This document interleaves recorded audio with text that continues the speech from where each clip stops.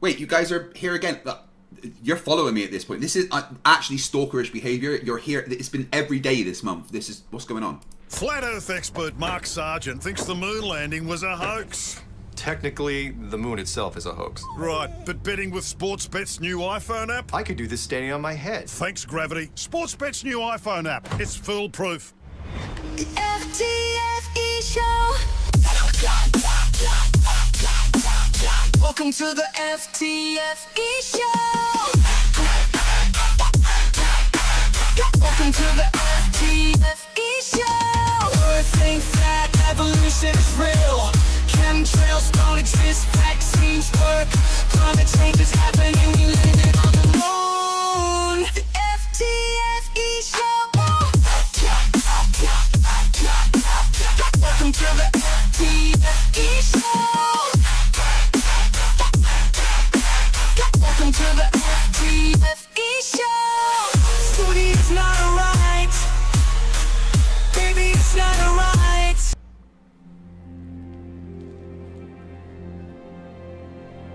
We're living on a disk, floating through space, with a tiny sun.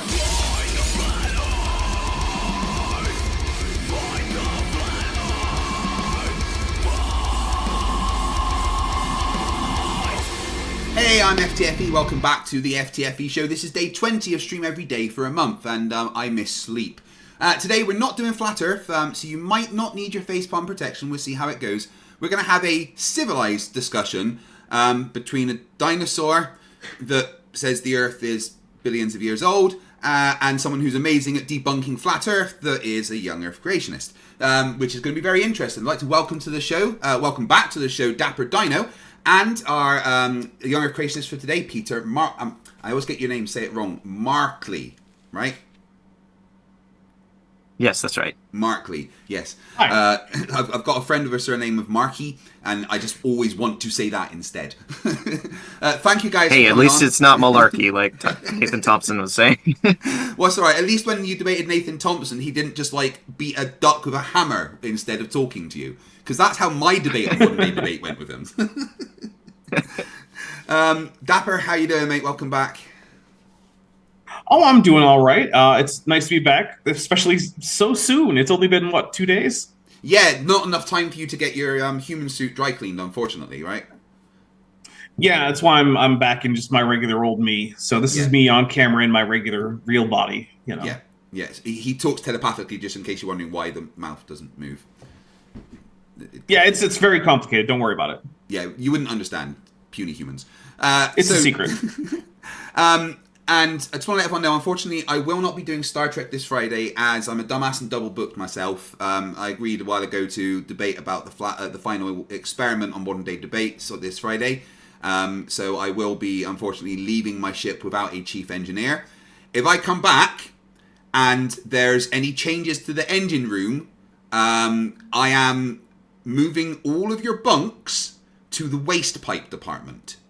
Do not mess with the engineer. Okay? Right, today we're going to have a discussion about the age of the Earth. And we're going to start with Peter. We're going to let Peter introduce himself, let you know who he is, and explain his position on the age of the Earth and why he thinks it is that. And then we can just go into open discussion between him and Dapper. Hopefully I won't need to do much moderating, as these are both sensible people. In fact, this is how sensible they are. I send the link to the streams that I do relatively early, usually a half hour to 45 minutes before. And that's because having a flat earther click a link is hard. You know, I have to explain to them how to click the link in the email, and then the fact they haven't downloaded Zoom and they need to do that, and then how to join the Zoom call, and the fact that, no, they don't need to put in a password, it's fine. And then I have to explain to them they haven't turned their camera and mic on. Then I have to explain to them that they're probably facing the wrong way and forgot to get dressed. And that process usually takes a while. Within 3 minutes of me sending the link, both of these gentlemen were in the chat. I was very confused. That's not how this goes. Wait, hold on. Was I supposed to have pants on for this? No, you're okay. You're a dinosaur. Just the tie. Is, okay. I just... From what I understand, I was about to panic. I was like, oh no. From what I understand, going to the British Museum, dinosaurs just wear top hats, monocles, and ties. That's normal, right? Yeah, every once in a while, someone will mix it up with like, actual bifocal glasses or like a bowler hat or something. But yeah, pretty much top hats, monocles, and ties. Yeah. And just for the audience, what type of dinosaur are you?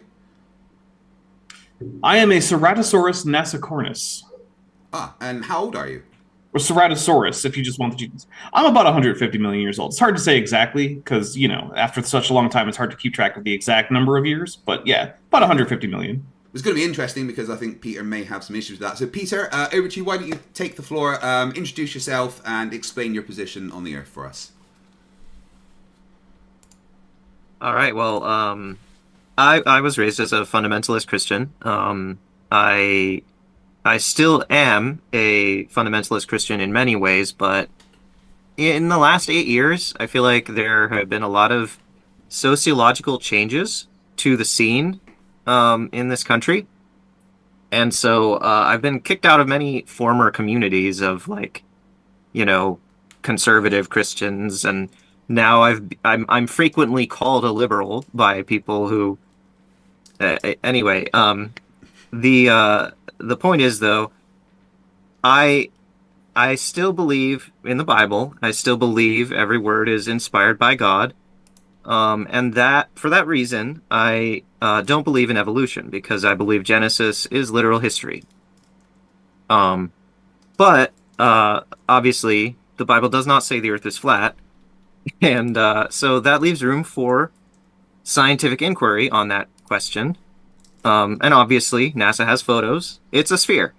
I don't know. I grew up kind of with my personal mission of wanting to help society take young Earth creationism more seriously so that people could see, oh, you can be a young Earth creationist and not a complete idiot.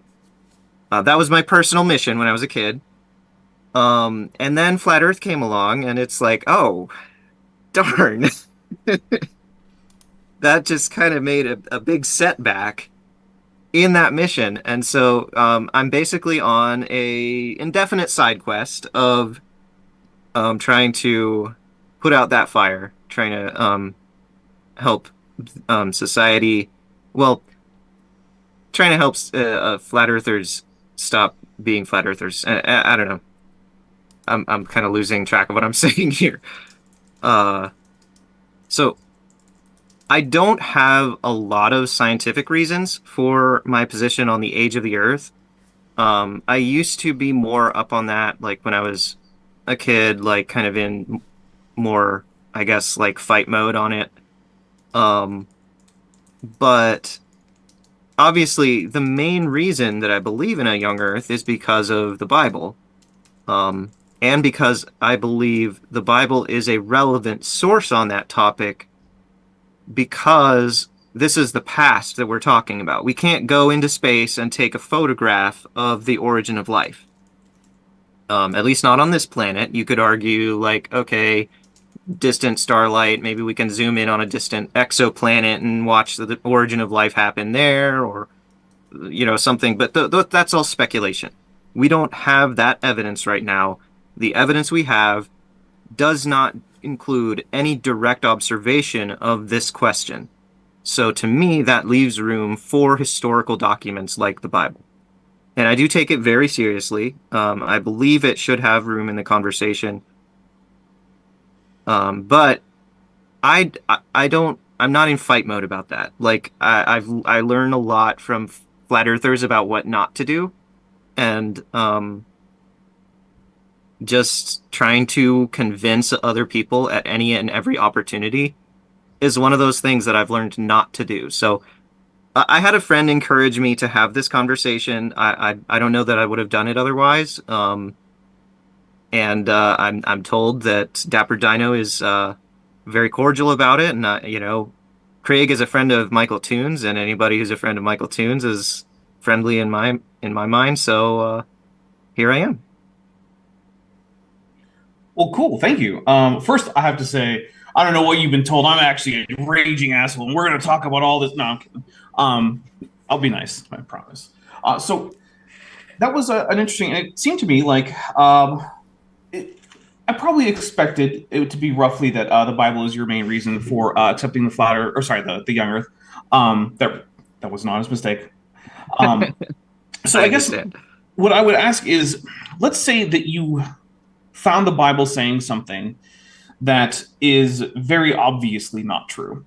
Would you reinterpret the Bible? Would you reject the Bible, or would you accept the thing that, at least according to everything we can see, simply isn't true? Like, for instance, if you wanted to take the Bible literally, you would have to assume that the value of pi is in fact 3. Now, I think that it's perfectly reasonable to have an interpretation of that passage to say, well, maybe they're just measuring the outside for the diameter and the inside for the perimeter, and then just be okay with that. But if taken literally, strictly literally, the Bible does indicate that pi is 3. So what's your position on pi? The letter. No, sorry, not the... Well, yeah, the letter that encodes a number, not the... Yeah. So obviously pi is an irrational number starting with 3.14159265358979323. The Bible does not give that many significant digits. It only gives one significant digit, and it is still accurate at that significant digit. It's not... The purpose of that passage is not to give us a value for pi. Okay. And you would say that the purpose of Genesis 1 and 2 is to give us a historical account of the origin of the universe? Yes, I would. Okay.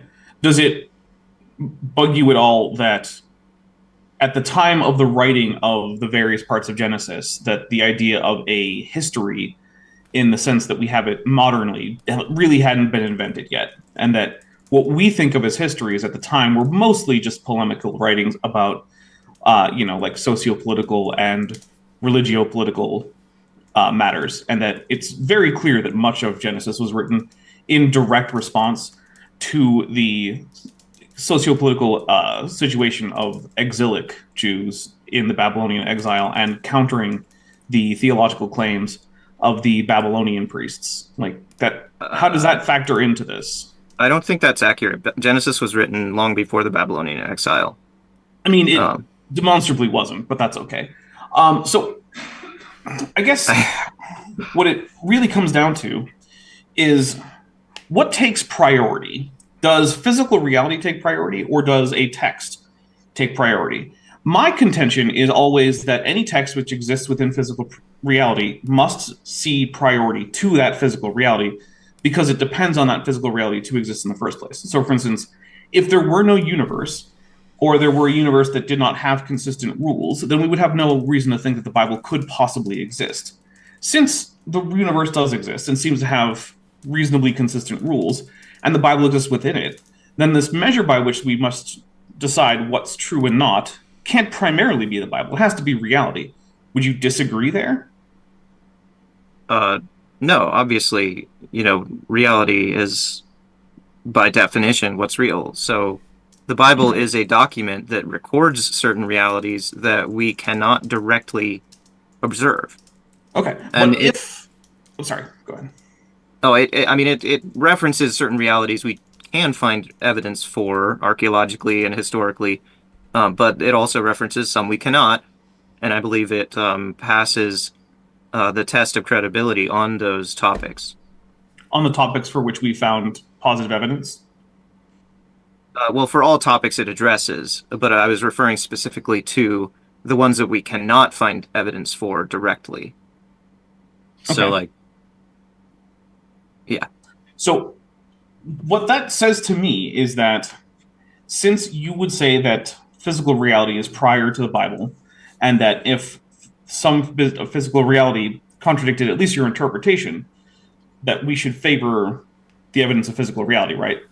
Because I want to make sure that because if it's just, I will believe my interpretation of the Bible literally no matter the evidence, then there isn't much point in having the discussion, right? Because there's nothing I could present that would constitute evidence. So is that the position you're in vis-a-vis your interpretation of the Bible?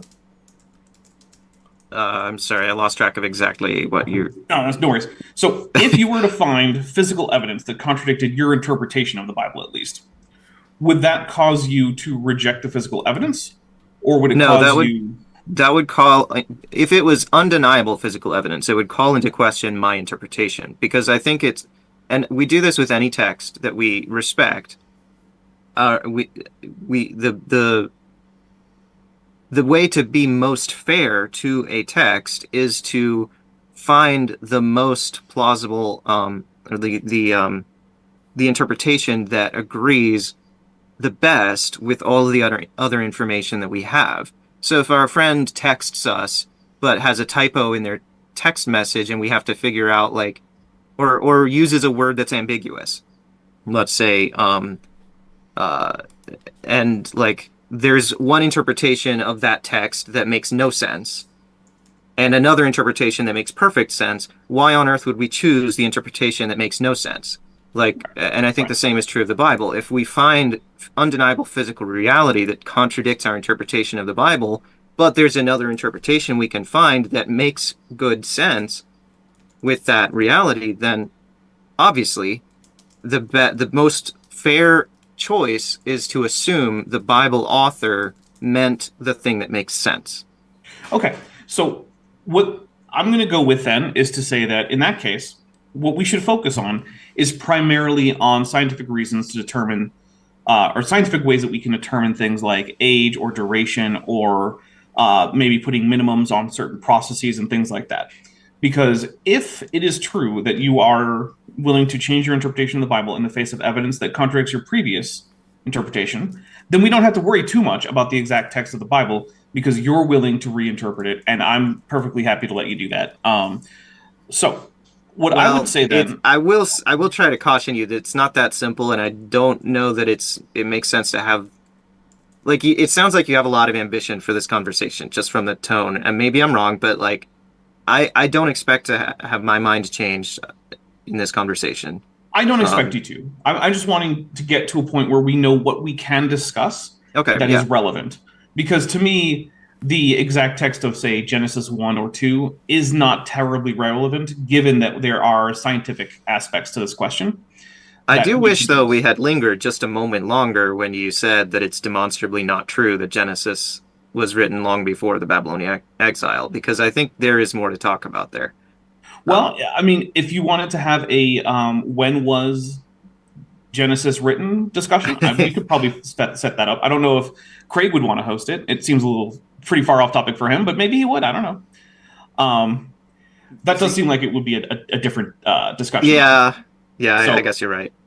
I just lost my train of thought. Okay, so age of the Earth. So the first thing I want to say is, what do you mean by a direct observation? Because to me, all observations and all measurements are indirect to some degree. I do not have access to primary reality unfiltered by things like my senses and the way that my brain interprets them. So what to you is a direct measurement so that we can try to get past that? Because I do think that we can measure the age of the Earth. Yeah, and I suppose that one of the strongest evidences is in the category of like radiometric dating, and I will be honest, that is one of the definite weak points in my view. I feel like there are reasons to think it's less reliable than the scientific community. I don't want to talk about a particular measurement technique right now. I just want to understand what you mean by direct, right? So like, if I take out a tape measure and I measure the length of my desk, is that a direct measurement? I would say so, yes. Okay. If instead I take out, say, a theodolite, and I try to use triangulation to measure the width of my desk, is that a direct measurement? I think I see where you're headed with this, and I think the answer to your larger point here is that yes, the term direct in this case is a little bit subjective. There's perhaps a spectrum, or so let's just go with measurement then, and we can talk about whether or not we think the measurement is particularly valid. And I don't actually want to start with radiometric dating. Radiometric dating is definitely how we get a nice number that we can slap on the Earth and say, see, this is 3.45 billion or whatever. But one thing to note is that well before radiometric dating, the idea that the Earth was much older than, say, the 6,000 to 10,000 years that most young Earthers think it is, which is, I'm assuming you're somewhere in that range? Yes. Okay.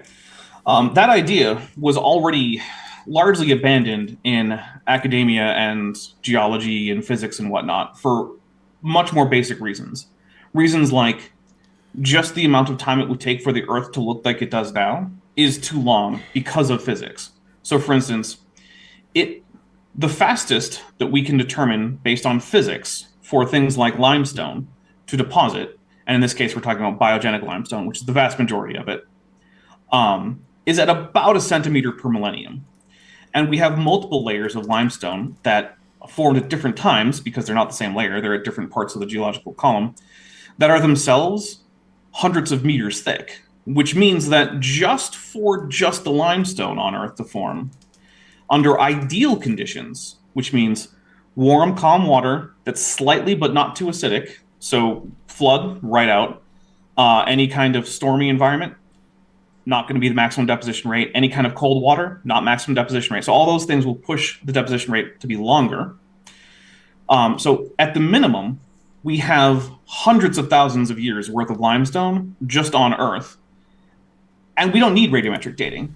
We can measure, based on physics, how this works, and we can work it out and say the absolute minimum, just for the limestone, is thousands of years, hundreds of thousands of years, sorry.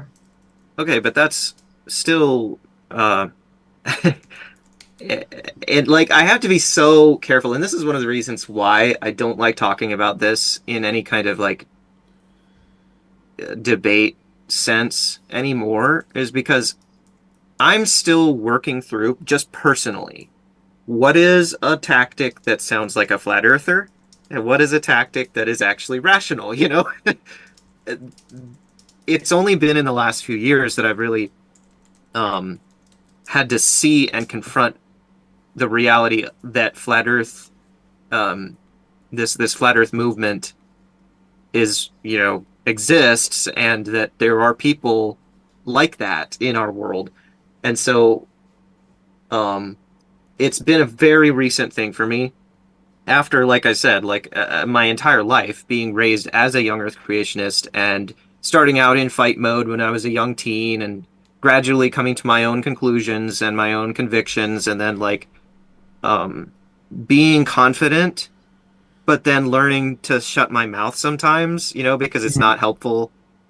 And then gradually moving on to other things in life, and then sometimes the things that made me so confident, like fading in my memory so that I'm rusty on the topic. And so it's been this whole process. And then just within the last few years, for me, it's been like, oh gosh, some of those tactics that we were using bear some faint resemblance to these tactics of these complete morons. I'd say it's more than faint in many cases, but... And so it's like, every time I'm having one of these conversations and I start to think of an answer, I have to ask myself, wait, is this answer about to be similar to the kind of answer that a flat earther would give? Okay, and that process is very difficult, and I have not worked through it entirely. That's fair, but it does still remain the case that we do not need radiometric dating. We can use very simple, and when I say physics, I mean things like how fast does a small piece of matter fall in water based on things like the force of gravity and the force of Brownian motion, and how that relates to the temperature of the water. And how, and with the acidity, that takes into account things like whether or not the limestone is going to dissolve back into the water before it precipitates out. That's why we have the slight acidic conditions. So do you have, and if you've never thought about limestone deposition, that's fine. But do you realize why it would be that people, even Bible-believing Christians, who were the first people to notice things like this, would look out and say, hey, that is like 200 meters of continuous deposition, biogenic limestone. That could not form in less than several 100,000 years. Yes, I get the argument, and in my mind, it falls into a category of other similar arguments that I do have what I think is an answer to in my mind. It's convincing to me. But I stopped myself from saying it just now because of that question of, you know, is this anything like what a flat earther would say? Yeah, we can figure out whether it is like a flat earther. Because maybe it is, maybe it's not. I don't know. Well, that's the thing, is like I can't necessarily, that my process of making that evaluation, that's kind of a personal process. I can't necessarily trust my ideological opponents, no offense, to help me with that process very much. Like, yes, you can certainly offer another view, but that is a personal process for me. And Well, that's maybe rather than worrying about whether or not it's flat Earth like, Yeah. do you find that argument to be persuasive at all? And if not, why not? I don't find it very persuasive, and the reason is, and this goes back to one of the main talking points I've had since I was a kid, that there are certain assumptions that we have to make when we either make that argument or reject that argument. Like, everyone has certain starting assumptions, no matter what. There's no way to avoid that in their worldview. And so one of the starting assumptions that I see in that argument is this process that we observe today and all the factors that go into how that process works today and how long it takes today applies throughout all of time. There are no other factors that we cannot observe today that could have been in effect at some earlier time. And so, like, one of the terms that I would use is like was it a universalist approach versus a catastrophist approach? I'm sure you've probably heard those terms. Yeah, usually I hear them in terms of uniformitarian versus catastrophism. Okay, yes, that's actually the correct. That's what I was trying to reach for. See, I'm rusty. No, it's all right. Yes, that's what I was trying to reach for. Okay, so the assumption that is made in studies like this are the assumptions of science, right? So science assumes a few things. One is that the universe operates to principles that are invariant by time and space. So, for instance, the strength of the or the value, say, for big G, the universal gravitational constant, is something that is going to be the same here on Earth as it is on Mars, and equally the same as it is in the Andromeda Galaxy, or even farther at some distant galaxy across the observable universe. And similarly, that things like the fine structure constant, the strength and fall-off rate of both the weak and strong nuclear forces, the strength of the electromagnetic force, the speed of light, that these things are generally going to stay the same, no matter where you are. Now, taking into account things like relativistic effects, but for an observer in any given frame of reference, physics will be the same, and that's not going to be temporally invariant. The reason that science makes that is because it's the only way to actually get science done. Because science is based on empiricism, where we gather data, and we say, okay, we gathered this data in the past, and it is going to be relevant to our predictions about future data. The only way for that to logically follow is if the principles according to which the universe operates are time invariant and location invariant. So in order to come up with a counter, you can't simply say, well, you're assuming that the rate is going to be invariant across time, because that's not what's assumed. In fact, what was found is the maximum rate given what we know about physics and chemistry. So if you want to propose an even faster rate, what you have to do is propose new physics or new chemistry that people have not yet discovered. And until you can do that, your argument is just, but what if magic in the past, though? Which you can make as an argument, but you can see why that's not going to be slow down a little bit. Argument. Slow down a little bit, because it doesn't have to be magic. Just because we haven't discovered it doesn't mean it wouldn't be scientific and physical. Right, but you can't just make up any possible, what if, and then go on an indefinite rant of possible things, like what if fairies came and pushed the limestone down? What if there's a brand new limestone element that has a new place on the periodic table that then later decayed into what we think of as limestone? What if the force of gravity were different? What if water suddenly had a weird instance back in the past where it just didn't have the viscosity it has now? What if Brownian motion ceased? These are the kinds of things that I'm not proposing any variance in the fundamentals of physics, I don't think. Well, there are no variations then that would allow for limestone to deposit faster, because all of the variance that we've been able to find for the deposition goes slower than that. The maximum rate that we can find that's concordant with physics and chemistry, which chemistry is just physics, is about 1 centimeter per millennium. Right, roughly. but that's, like you keep saying, the maximum we can find. That means, that there could be, hypothetically, some other conditions at some prior time like, for example, the Great Flood mentioned in Genesis, that produced conditions that we cannot study today. But we can, And so, because we know what floods are. Floods are turbulent events in which water is where it normally isn't, and we know how water works. And while we don't have a perfect handle on things like turbulent flow and things like that, we do know the effect of turbulence on things like the deposition of sediment, because we can see turbulent flow producing sediment. And what it tends to do is produce a graded bedding in which the largest and heaviest sediments go towards the bottom, and then the sediments get smaller and lighter as you go up. But that's not what limestone is. And so a flood prohibits limestone formation for the duration of the flood.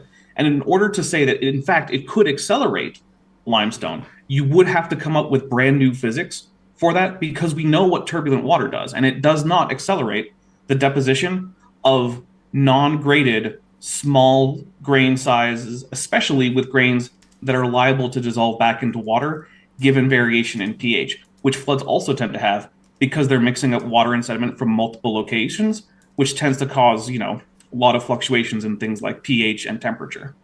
Which means that we know for a fact that unless you're going to invoke exotic physics, floods prohibit significant limestone deposition.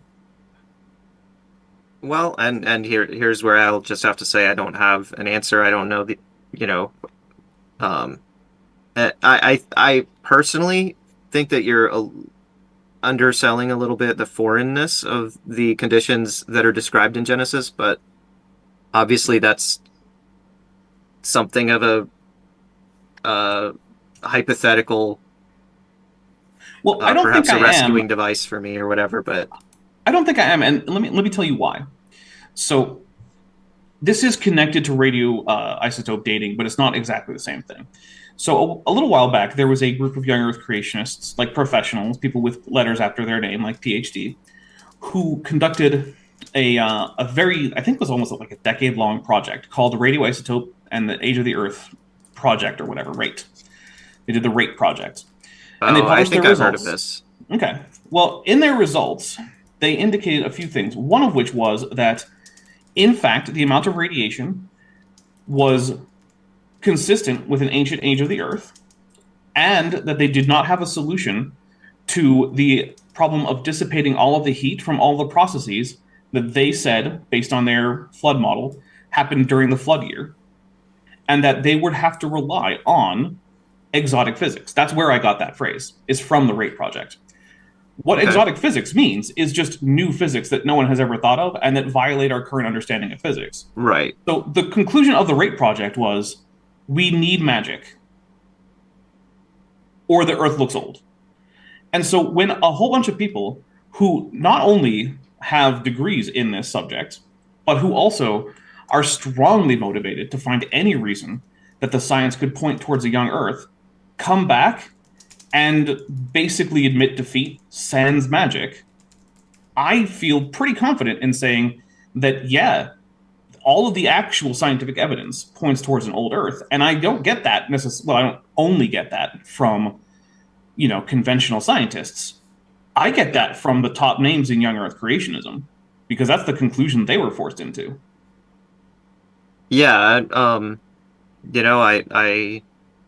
I have to concede that what you're saying does have weight. I don't really have an answer. Well, it I seems hope like that's not disappointing. I mean, I don't know if it's disappointing or not, because I don't know what my expectations are. Okay. So yeah, don't worry too much about disappointing me, because I don't actually know what my expectations are or if I have any. So it's quite hard to disappoint a 150 million year old dinosaur, to be fair. So right, yeah, there is that. So where that leaves me is, it seems like you're in a situation in which you know that there is evidence that seems to run counter to your conclusion about what Genesis 1 and 2, and also getting into like we'll just say 1 through 11, right? Because that's the whole primeval history from Genesis, right? After that, Yeah. That's the end of the Noah story. Then we get into the Patriarchal history. Yeah, okay. So it seems to me like there is sufficient evidence to call into question your interpretation of the primeval history from Genesis. And if I'm right about that, does that is that something that you would then go ahead and like come up with an alternative? Because I will say the majority of Christians belong to ecclesial bodies or denominations that do not have opposition to the ancient age of the earth or common ancestry or evolution broadly as part of their like required beliefs or even encouraged beliefs. Yeah. Yeah, I acknowledge that. And of course, I have friends like that. Michael Toon is one of them. I respect that a lot. I don't think that seems plausible to me, certainly not from my vantage point currently, because, and I kind of want to give you like an analogy, and I'm trying to think up the analogy like right now, so this might come off a little wonky, but let's say you do business with some institution and they tell you that they give you an invoice or a bill for money that you owe to them. Mm-hmm. Let's say it's $1,000. Maybe it's a medical bill or something. Maybe that's a US thing. But anyway, it's all right. I live in the US. I get it. Yeah. So like, then let's say you're walking out of that building where you just got that bill, and someone on the street flags you down, runs to catch up to you and says, wait a minute. There, you just got duped. You don't actually owe that money to them. Okay. The reason I'm like describing this is because I'm trying to make a point about information sources. Right? So like, okay. To me, the Bible and my interpretation of the Bible weighs very, very heavily on the specific topic of the origins of life and the beginning of history. So science can weigh in like with opinions or, helpful data. But to me, science is like on that topic specifically, science is the guest in the room. There is no authority that science has over that topic. It can offer data, and that data is worth analyzing, but ultimately the overriding authority to me is scripture. And I know that people will disagree with that. That's fine. That's just where I am personally. So like the information you're offering, it's definitely noteworthy. It just doesn't have the weight to me that I think it has for you. And probably for... I went into this with the understanding that for you, we had established that if the physical evidence counter-indicated your interpretation, that would be a problem for your interpretation and not for the physical evidence. And you now seem to have reversed course on that. No, I think I was careful when you were asking that question to say undeniable physical evidence. Which maybe I misunderstood your question, but I think maybe I missed that word. I don't know. Maybe I was optimistically interpreting it to be more in line with what I'm thinking. It doesn't matter. I believe there is a great strength to my interpretation of Genesis. I can't definitively rule out that my interpretation is wrong, but I think there's a great strength to it that doesn't warrant challenge from the information you've offered. Okay. I want to be not mean, but blunt. Okay. Your interpretation of Genesis leads to an account of the history of the earth that is absolutely precluded physically by both literal and metaphorical mountains of evidence. And it is at least as unlikely to be true as the flat earth that you debunk. There is no physical possibility that is open to us in which the earth is 6,000 years old, unless God is a liar. That is the only option, because everything about the earth, every last thing about it, is only concordant with a billions of years old, or at the very least, millions of years old history. There is no possibility. So whatever it is we talk about, whether it be things like cosmic ray exposure, whether it be radiometric dating, deposition rates, the fossil record, just the geological column overall, all of these things produce preclusions to young Earth creationism. Young Earth creationism would require our fundamental understanding of physics, cosmology, astronomy, optics, geology, chemistry, biology to all be fundamentally wrong on a level similar to the flat Earth. Young Earth creationism requires that we not understand the strong nuclear force and the weak nuclear force, and that we not understand what the weak nuclear force even is. It also requires that the way that water operates under the conditions of just the laws of physics be wildly different. It requires that the first law of thermodynamics be bullshit. It requires that light doesn't actually travel at the speed of light in a vacuum. I don't know about that. Well, then distant starlight is going to be a problem for you. No, because I believe that's just a phenomenological language in Genesis. I don't think that's a problem. So you are a young earther but old universer? I don't see a problem with the edges of the universe being that we observe. See, the semantics are so much of a barrier here when we talk about the edges of the universe or the age of the universe. In the terms that we use nowadays, in the conventions that we use nowadays of like extrapolating, oh, you know, this is so many light years away and this is the speed of light and therefore what we're seeing now is so many years ago, that whole process logically that we use to infer, you know, what we're seeing being long ago, I don't think it has any bearing at all on the language in Genesis. Okay. So, to me, using that logic, as far as we know, the apocalypse and the end of the world has already happened at the edges of the universe. And it's just, you know, coming inward toward us at perhaps at the speed of light. We don't know. Let me say, so let's say that there is a galaxy that is 5 million light years away. And did that light actually travel for 5 million years to get to Earth? Define 5 million years. Okay, so the second is an SI unit, which is defined by, I believe it's the wavelength of some atom. We'll just accept that definition. Cesium. And then 1 minute is 60 of those. Cesium, okay. 1 minute is 60 of those. 1 hour is 60 of those. 1 day is 25 of those. 1 year is 365.245 of those. And then if you multiply that number of seconds by 5 million, that's what I mean by 5 million years. Okay, but that's all at the Earth's rest frame? No. I'm saying, did that light travel for that period of time?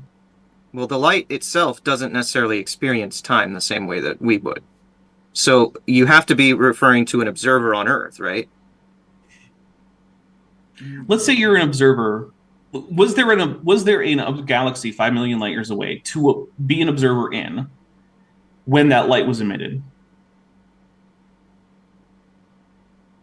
Okay. And then that observer would have to wait 5 million years for it to get to Earth. Was that a thing that there could have been an observer in? Not that there was. Was there a galaxy that existed? Yeah. Okay. Well, then in that case, I would say that you think the universe is old. Okay, sure. Okay. I think it's a semantics thing, you know, given special relativity or general relativity. I don't think that it's an issue. I mean, for we could Genesis, get into like, you know, 4-dimensional world lines and talking about distances in space-time. If you would like to do that, I would rather not, because I don't really want to do 4-dimensional vector math. I do that for my job.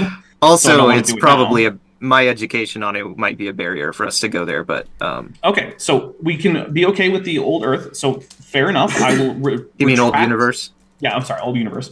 I will retract that your position requires that that light not travel at the speed of light in a vacuum, but it still requires virtually everything else that we know about physics, including many of the fundamental laws of nature, like, you know, things like fundamental constants in quantum mechanics, the strength of fundamental forces, to be altered or to simply be inconsistent.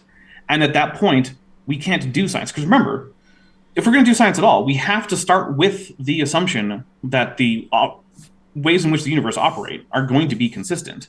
And the entire endeavor of scientific creationism is to say that, in fact, the history, the primeval history in Genesis, is compatible with science. Yes.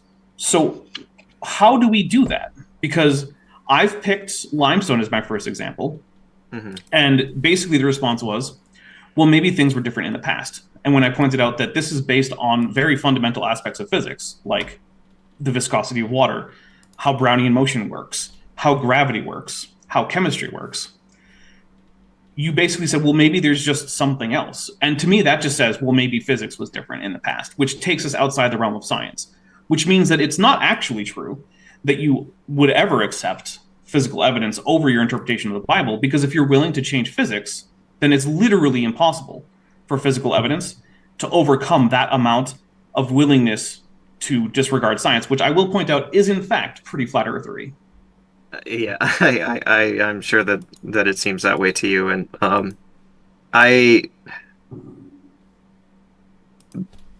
let me say that the reason I'm okay with saying, I don't know, maybe there's something. The reason I'm okay with that is primarily because I'm not convinced that what you're saying is true, that it would require a change in the most fundamental physics that we know. But don't believe me. Believe the RAPE team, because they're young Earth, they're professional young Earth creationists, and they're telling you the same thing.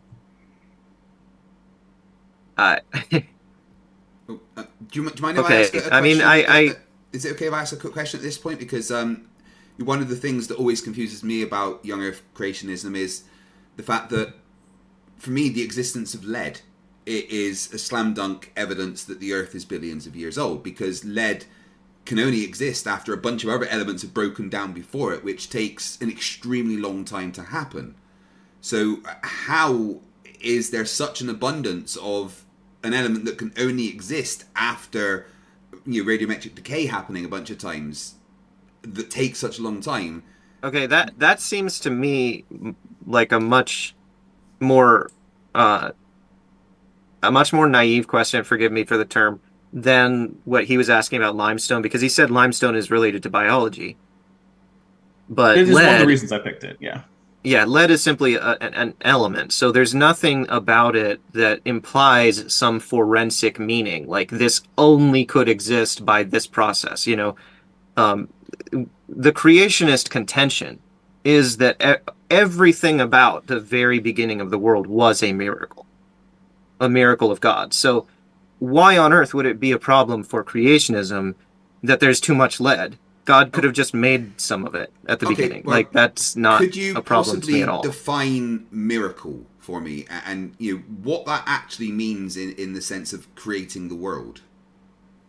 It would be something transcending above the laws of physics that we can study today. So we can't really even look at physics in the conversation then, if we're just going to say, well, God could do something outside of physics. Well, this is such a, and this is where the conversation would always go when I was a teenager, and this is why I felt so strong in my convictions, without necessarily knowing all the details that Dapper Dino's prying into, because it always ended up seeming to me like a question of philosophy. What is it? What kind of question do we even consider it to be, to ask? How did the universe begin? Like, is that a scientific question? Is it a physics question? Is it a theology question? Is it a religious question? I think it's, to some extent, all of the above. But I think the latter, theology and religion, are, at least in some circles of today's society, vastly underappreciated for that question. So, the laws of physics, to me, had a beginning, right? God is the transcendent first cause, the uncaused cause, right? He is the beginning of the chain of causality, right? And that includes the laws of physics themselves, right? So when we talk about, what is or is not a miracle, by definition, the beginning of the universe had to be a miracle if God was the creator of the universe. So when we So see things on Earth if- that... Oh, sorry. Sorry, just one more thing. So if we see things on Earth that physics says can only exist if the process has taken millions and maybe billions of years, your response is just going to be, well, God made it that way as part of the miracle. I don't want to strawman you in any way. Is that how you would answer that? Because there is things on Earth that we can see and test that are clearly older than, say, 6,000 years old. So, Okay. Is it your position that God put those things there and made them seem that they're older than 6,000 years old as part of the miracle? It depends on what they are. So, like, and this is something that I often seems to come up in this conversation, is like the appearance of age and what counts as, God lying versus what counts as us simply misinterpreting something that appears to us as age. So, like, for example, and this is maybe not the best example because of what we were just talking about phenomenology regarding old starlight. But let's say we see a star explode in a distant part of the galaxy. Let's say it's or maybe just to make it easier, like a different galaxy. So it's millions of light years away, and we see the star explode in this distant galaxy. The image of that explosion is reaching our eyes on Earth or our telescopes. And that is an event that's happening, right? I would never say that God just created the light in transit and that there was never a star at all. I think I made that argument like one time when I was 10 years old.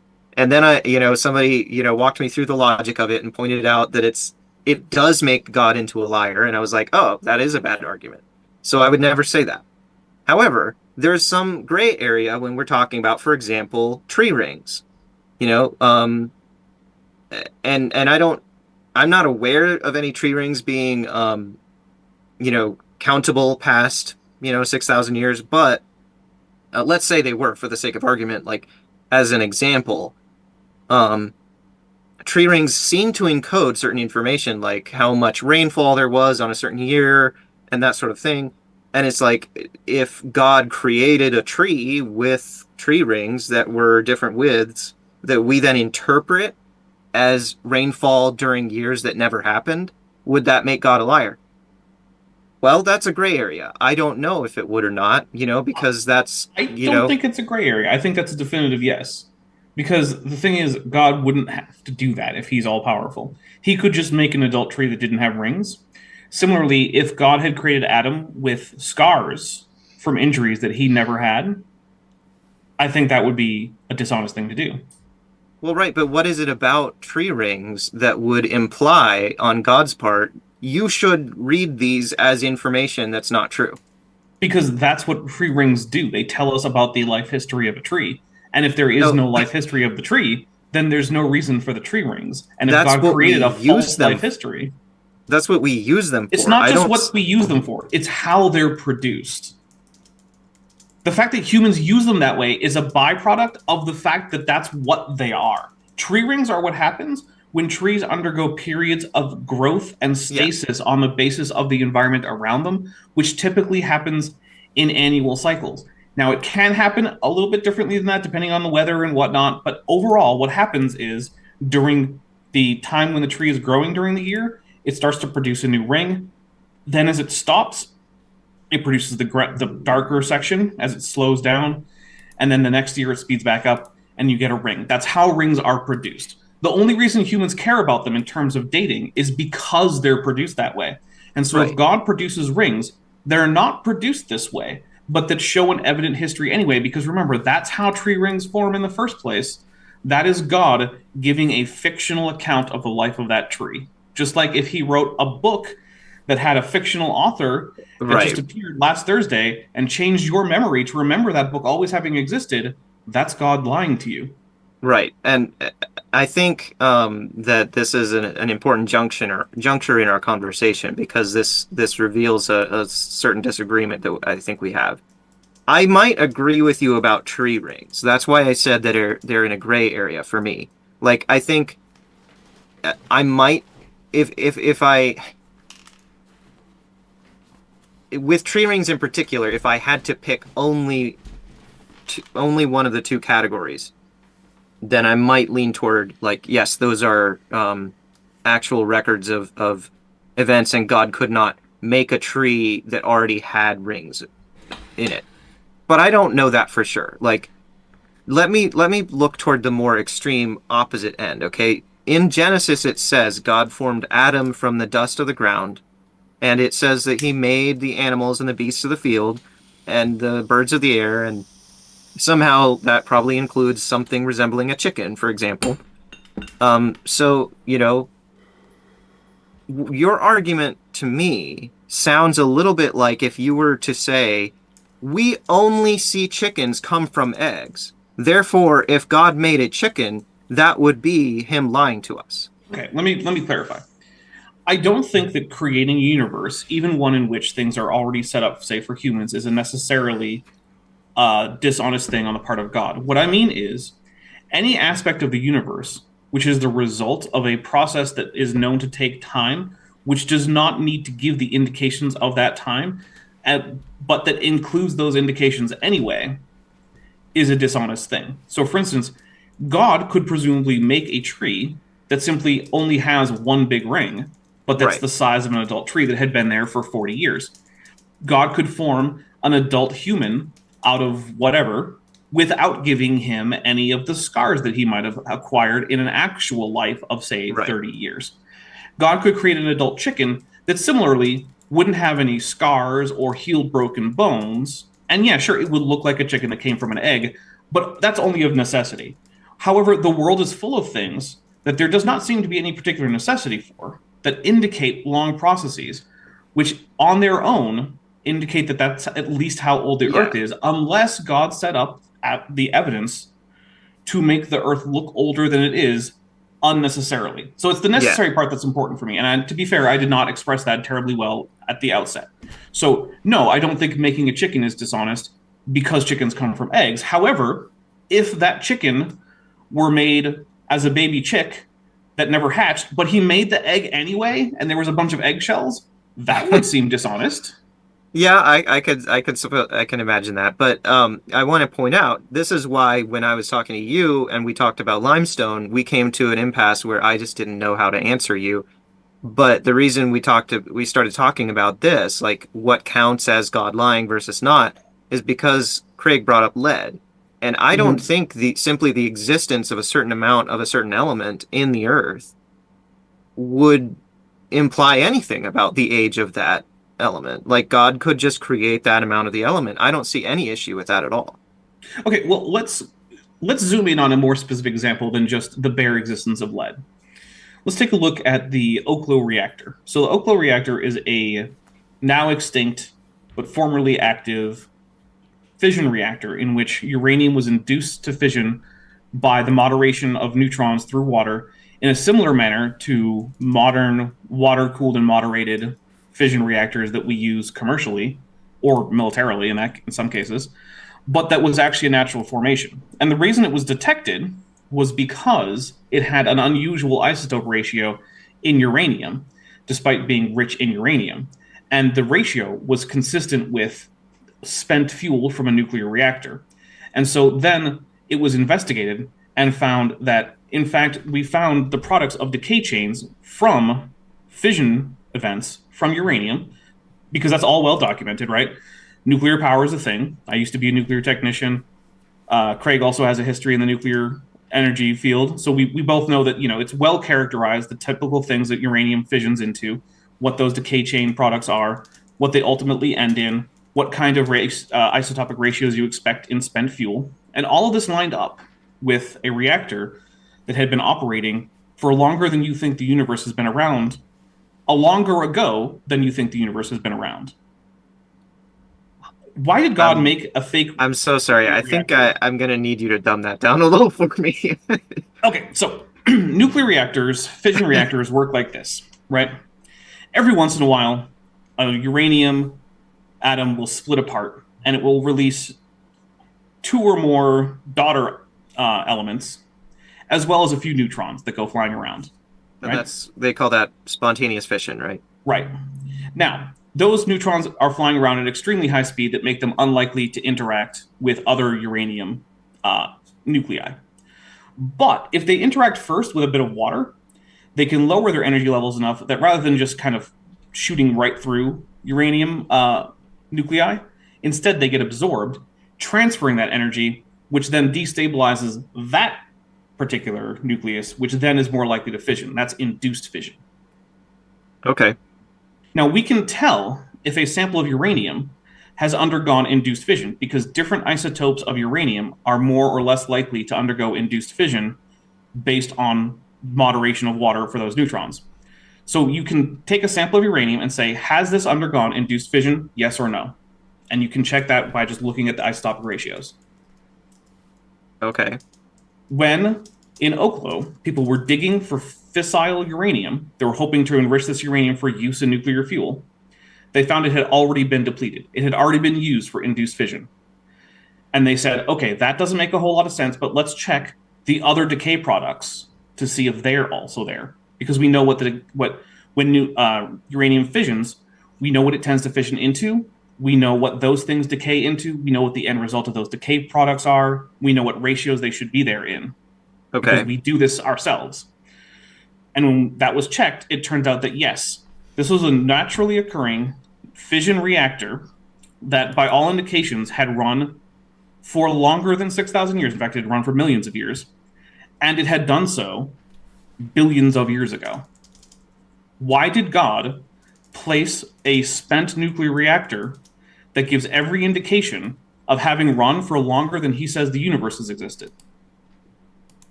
Why did he do that? That either seems like that's a very obvious case of God being dishonest, or it is a slam dunk for an old Earth.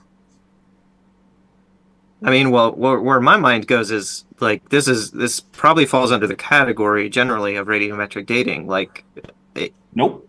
I've always because the dating isn't required to check the isotopic ratios to see if it's consistent with a nuclear reactor. When you check to see if something has undergone spontaneous fission, you're not doing radiometric dating. No, I know.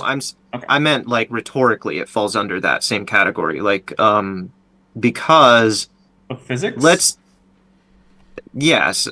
Basically that if let's say there is some unknown condition that we have never observed and have never studied that was present in Noah's flood that did in fact result in accelerated nuclear decay. And I know there's a heat problem. I know it's not the heat problem. Here's the thing. You know what the nucleus is, right? Yeah, roughly. Okay. The nucleus is the protons and the neutrons at the middle of an atom surrounded by the electron shells. Right? Yeah. You do realize that the spontaneous and even induced nuclear processes do not care what the pressure is or even really what the temperature is. The only way in which temperature can matter is in the frequency of induced nuclear interactions. So when we're talking about spontaneous interactions, which many of these are because we're checking on decay chains, those are all spontaneous. It is physically impossible for any amount of pressure or heat to cause a problem until you get hot enough that the atom itself starts to fall apart. Not just turns to plasma, but starts to break apart into a gluon plasma, which is hotter than any known temperature currently in existence. So unless you want to say that the heat problem is way worse than anyone thinks, you do not have a physical mechanism that can affect the nucleus of an atom. Okay. Atomic nuclei just don't give a crap. Okay, I think this helps actually for like my education. I've heard people say things like that it's a fundamental law of physics how fast nuclear things decay, and then later I've heard literature on like, when the point at which this would start to change, and I'm like, wait, so can it change or not? but what's this helps me fundamental? understand. What's fundamental about it is the weak nuclear force, right? That's what's holding on to these neutrons and protons and keeping them in a pile. So the strength of the weak nuclear force will tell you how likely it is for a given period of time for a atomic nucleus to decay in some manner, whether it be through fission, alpha decay, beta decay, whatever, right? And that is based on that fundamental law of how strong the weak nuclear force is. Yeah. So the only way that you could change the decay rate within the frame of reference of the nucleus, at least, is to change the strength of one of the fundamental forces. And the problem with that is, if you want to accelerate nuclear decay, you have to weaken the strength of the weak nuclear force. But that creates an additional problem. It creates new decay chains. Atoms that were nuclei that were previously stable will no longer be stable. And we would be able to see evidence of these new decay chains. And no one has ever bothered to bring forth such evidence. Yeah. So we know that there's no good reason to think that the strength of the weak nuclear force has changed over time. Especially since, I mean, if the rate team had noticed that, I'm sure they would have brought it up. So this is an interesting point in our conversation as well, because we've moved from talking about something biology related to talking about something non-biology related. Mm-hmm. And to me, exegetically, in Genesis, that is a very important difference. Now, obviously, I still have the problems that you brought up earlier about limestone and such. Mm-hmm. But something does come to mind which seems relevant to share when we're talking about something non-biological. I want to point out in Genesis 1, it says, "In the beginning God created the heavens and the earth. The earth was without form and void, and darkness was over the face of the deep, and the Spirit of God was hovering over the face of the waters. And God said, 'Let there be light,' etc., etc. And there was evening and there was morning the first day." Creation week begins. Now, verse 1, where it says, "In the beginning God created the heavens and the earth," that, I believe, is something called an introductory encapsulation. That's a summary of all the events it's about to cover again in detail. I mean, I would say that you're wrong about that, but I'm not sure why it matters. Well,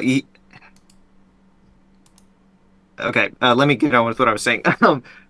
But there is a lot of room here for possible interpretation of millions of years where there is no life on Earth, but Okay. geology processes might go on. Like, so why don't you take at least that position? I have no problem with that position. So then why do you consider yourself a young earther? Well, because a lot of the old Earth arguments involve there being life and death in cycles for millions of years before even mankind rose, which I think there's a big exegetical problem with that.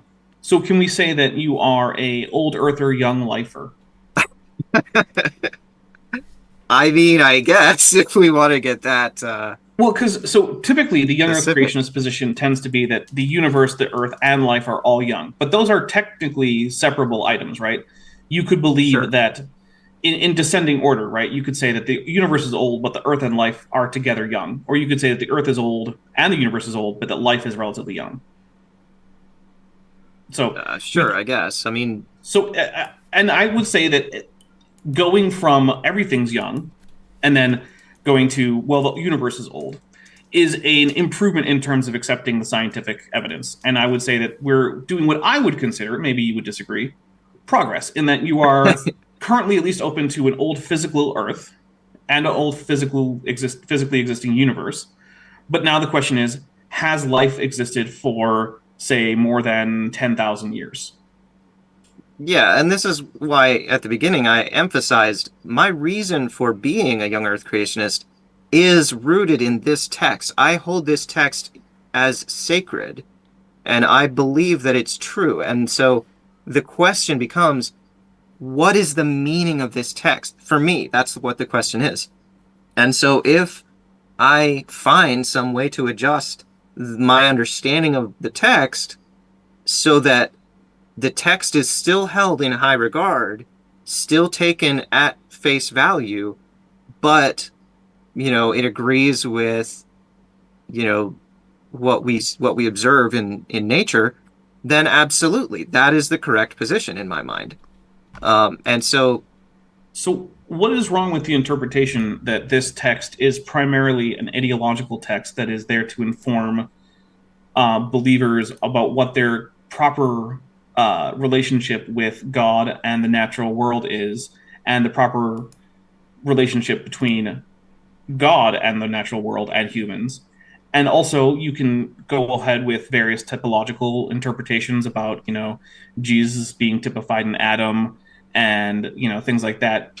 Why is that not an okay thing to go with? And then just say, but the literal interpretation of an actual literal history of the world is less important to me, because I don't need that for the theological ideas about the proper relationship between God and man in the world and the typological things that are called out in the New Testament.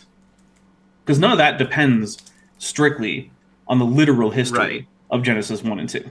Right, and this is why there are many Christians who I do respect who take that view. Like, I'm not going to say that those people are not Christian or that their view is fundamentally inferior to mine or anything, and that includes people like Michael Heiser.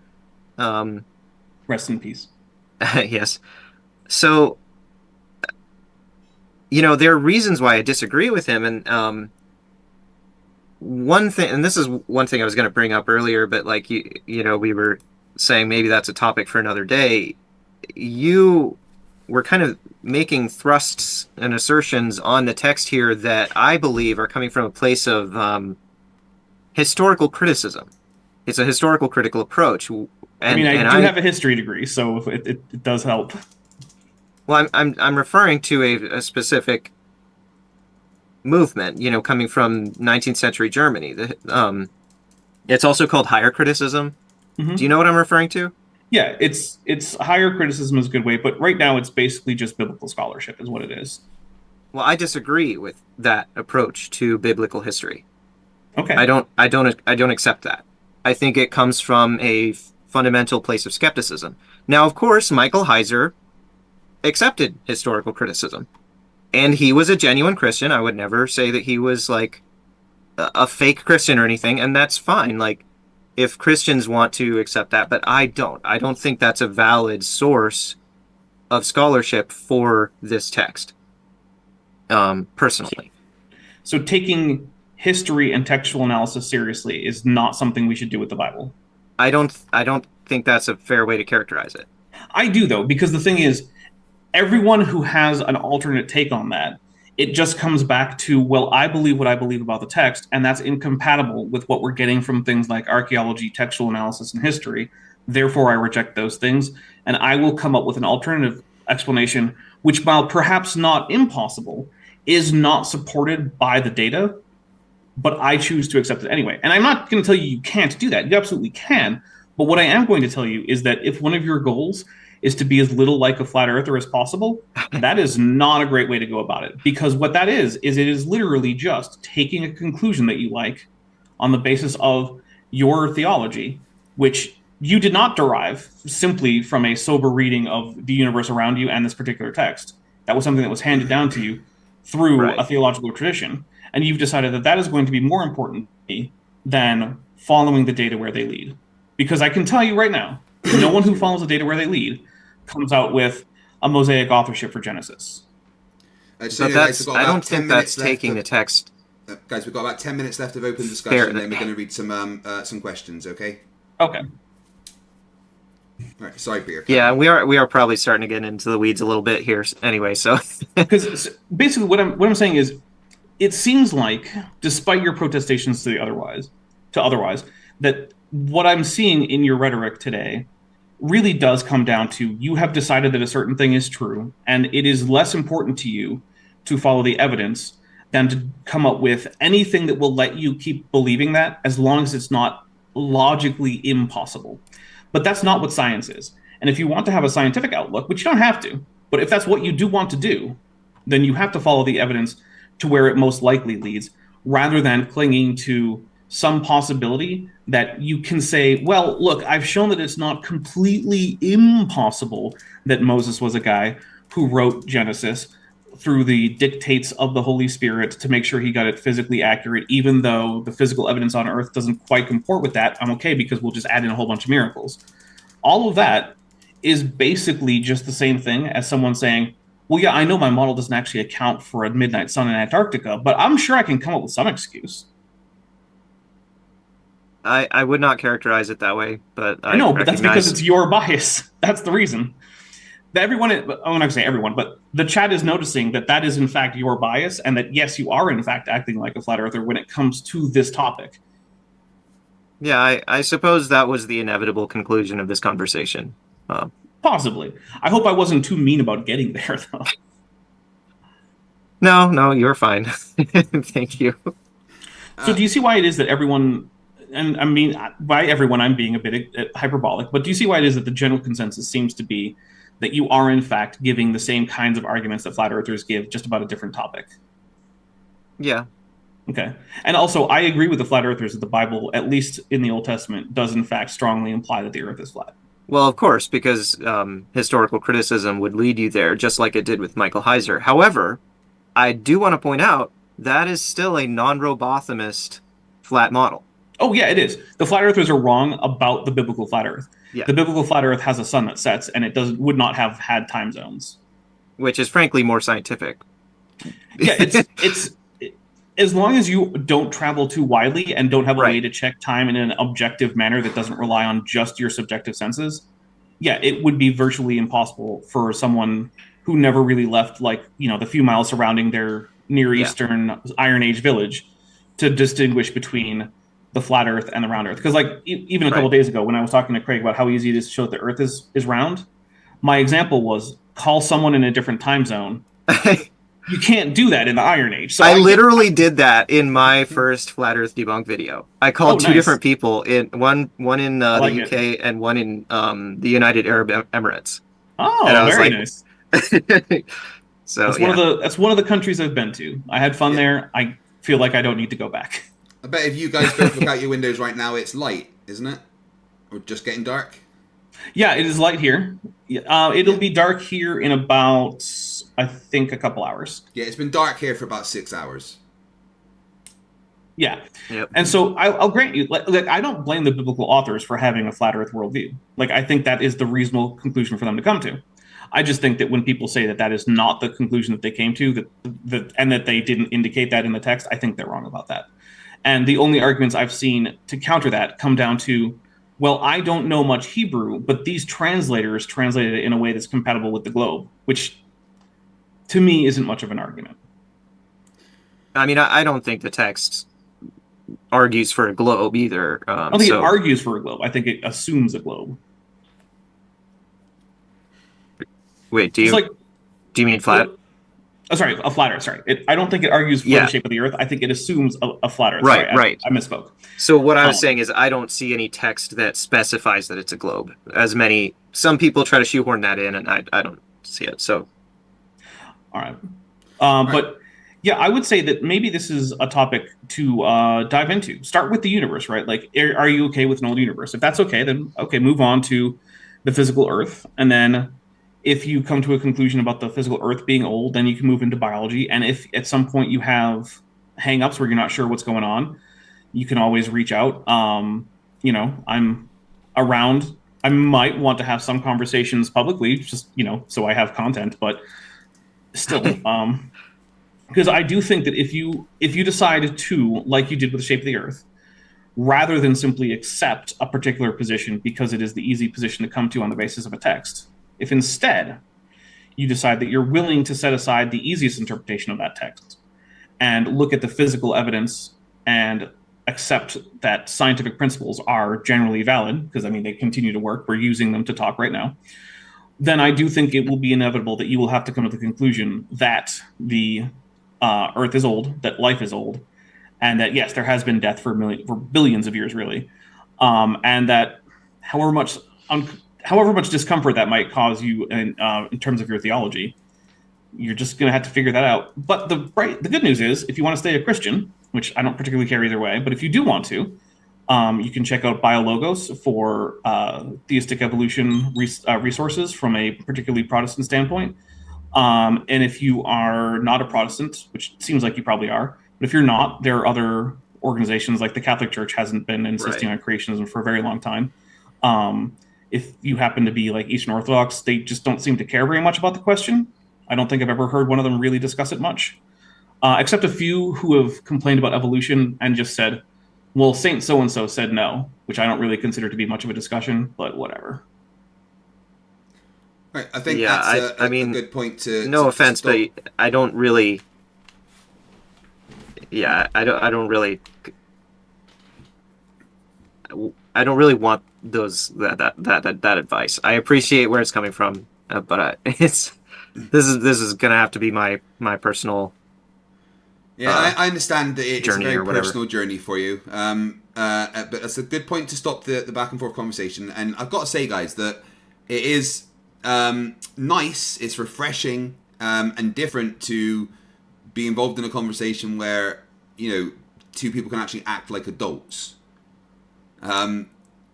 In flat Earth debates, even me and Toon can get angry and shouting at because of the people we are dealing with. But because you both seem to be decent, well, one of you is a human, one of you is a dinosaur from hundreds of millions of years ago. But you're both decent beings, you know, and this was actually an enjoyable conversation to listen to. Before we get to the questions for from the chat, I just want to say thank you to you both for being here. I'll make sure that both the channels are linked in the description. And Peter, I've got one question for you myself, and that is that you've obviously examined the flat Earth critically, you know, using empirical data and observations and logic, and it clearly leads you to a conclusion that the Earth is a globe. Do you think that if you were to remove the religious aspect of your view of the Earth and just looked at the evidence critically, that you could still be a young Earth creationist, or would you have to, the same way you have with the globe, reach a different the conclusion that science also agrees with? I'm afraid that's something of an unparsable counterfactual for me. You basically said, if you were to have a lobotomy, then what would you think? Like, okay, I can't remove the religious aspect. Removing the religious aspect for it is hard. Okay, well, do you just think that I'm sorry.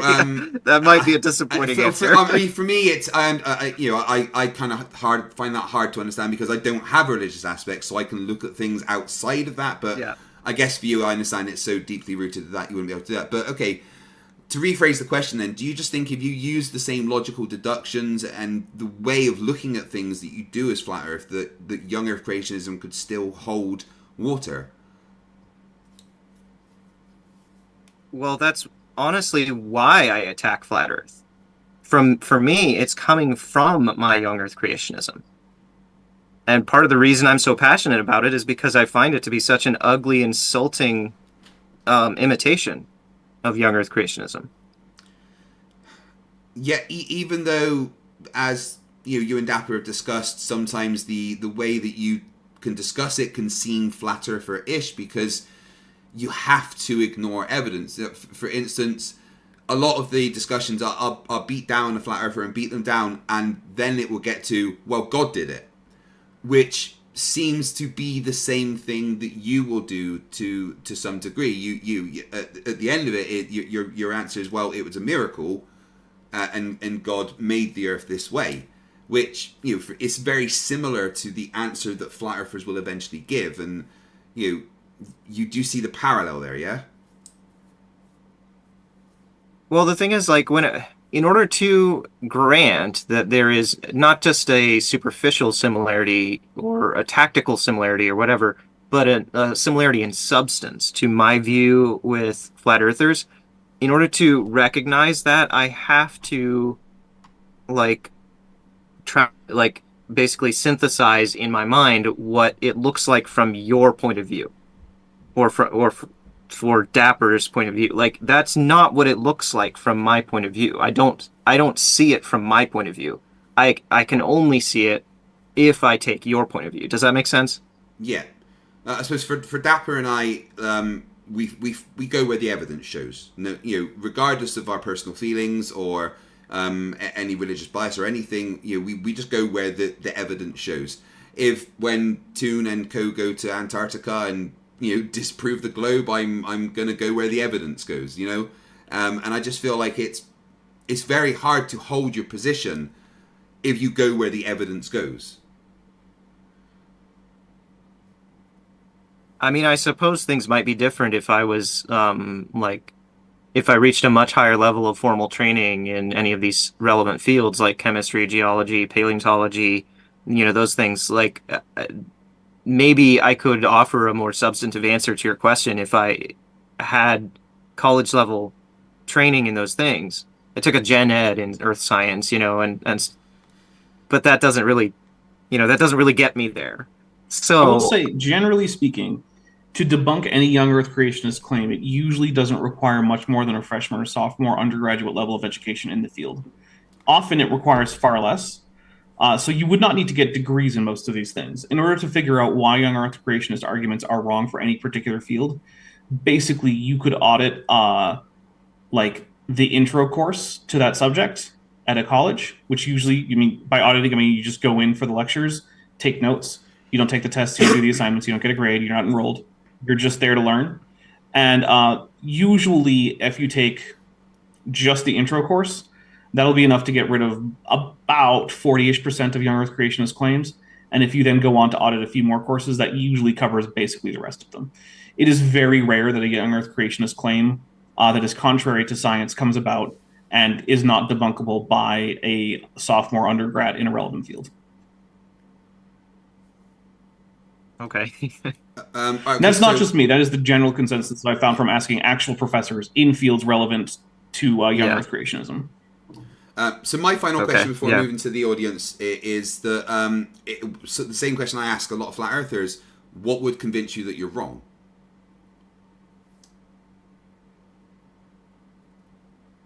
I don't know. That's a problem. Yeah. It's as much a problem when flat earthers say it as it is when you say it.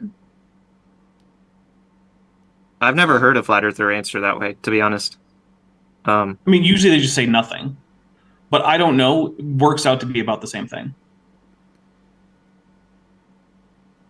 Because it's trivially easy for me to say what would change my mind for almost anything. Like you ask me about anything that I happen to think is true, I can very easily tell you what would change my mind about it. Like if you want to say common ancestry for cellular life, very easy. Just find an organism that morphologically looks like it should be related to some other cellular life, but who, at least in its neutral DNA, does not actually fall into the nested hierarchy that's produced by phylogenetics at the neutral DNA level. Right there, I'm already going to say, okay, that thing doesn't seem to share common ancestry with other cellular life. That's it. Like it's trivially easy for me for almost everything that I can say that I believe to come up with an example as to what would cause me to not believe it anymore, or at least to modify that belief significantly. But that doesn't sound like a very big leap for you. Like you could still say that all this other life over here has a common ancestor. We're just carving out this one exception. Like that. Yeah, but like that's what I'm saying is if you want to go further and further back, I can come up with more and more examples of possible, and by possible I mean logically possible observations that would get me to change my mind. Would it get me to change everything about that position? No, it would probably make me modify. But at the very least, I can say something that would make me significantly modify every single belief that I have. And the fact that that isn't the case for you about a particular topic is troubling, because I bet you could think up something that would change your mind about the shape of the Earth, right? Like if the final experiment comes back and it turns out, the sun sets, I'll bet that would change your mind about the shape of the Earth, wouldn't it? It would throw me into confusion. But I would say that's a change of your mind, because right now I don't think you feel confused about the shape of the Earth. Right. Yeah. So you should be able to do that about your other beliefs. Yeah, there's lots of things that could throw me into confusion about young Earth creationism. I mean, well, what's one of those? I realize I'm now just going back into open discussion. I'm sorry, Craig. That's okay. Right, do you want to respond to that, Peter, and then we'll get to open to questions from the audience? I don't know if I have a very good response ready. We should probably just move on. I appreciate how open you've been. I know that you were nervous for this. I know that you aren't really this isn't something you really want to debate as much, but I really appreciate the conversation. It's been very interesting. Nathan Bishop became a new member. Thank you. Electric IPM for $2 says, Peter, how old do you think the Earth actually is then? I think it's probably tops about 7,000 years old, and that I get that from comparing genealogies in the Bible. Dapper, I'll ask you the same question. How old do you think the Earth actually is? So the Earth is about 4.5 billion years old. If we're going to go to two significant figures, I usually only go to two significant figures for questions like that, and that is based on things like radiometric dating of both the Earth as well as other things in the solar system, such as asteroids, which would have formed, according to the nuclear hypothesis, at about the same time. It is true that the oldest rocks on Earth are basically all gone, so we do have to rely to some degree on that. But even if we didn't have that option, we still couldn't come up with an answer that's much less than 3 billion years old. All right, thank you. Don Giovanni, Emperor of Hurricanes, been a member for a month, says, it's okay to be a believer and not a young Earth creationist. There are tons of ex-young Earth creationists that you could have a conversation with. Any response to that, Peter? I mean, I have conversations with them all the time. I respect people like that. I agree. I would agree with Peter. Yeah. Like I said, this is so refreshing to actually have. You've clearly got different position to Dapper and I, and probably most of our audiences, and Toon's audience as well. You hold a position a lot of us would consider stupid, really, in a lot of ways. But having a conversation with you is really refreshing and enjoyable. And you're clearly an intelligent and eloquent person, and it's Thank you. Peter, can you stop it? This is confusing. We got to find out. You're supposed to be shouting at me and calling me a retard and stuff. All right. We have to find out what exactly it is about flat Earth that either attracts or creates just the most despicable people imaginable in ways that other things don't. It's crazy. It really is crazy. Never before have I received so many death threats. Well, any death threats. Anything I've ever done. No one's ever sent me a death threat. Since I've been debunking flat Earth, I have received literally hundreds of death threats in my emails. I've received one young Earth creationist death threat. One. Signastep, $5 says, my question is, why is Craig such a jerk? It's actually in my contract.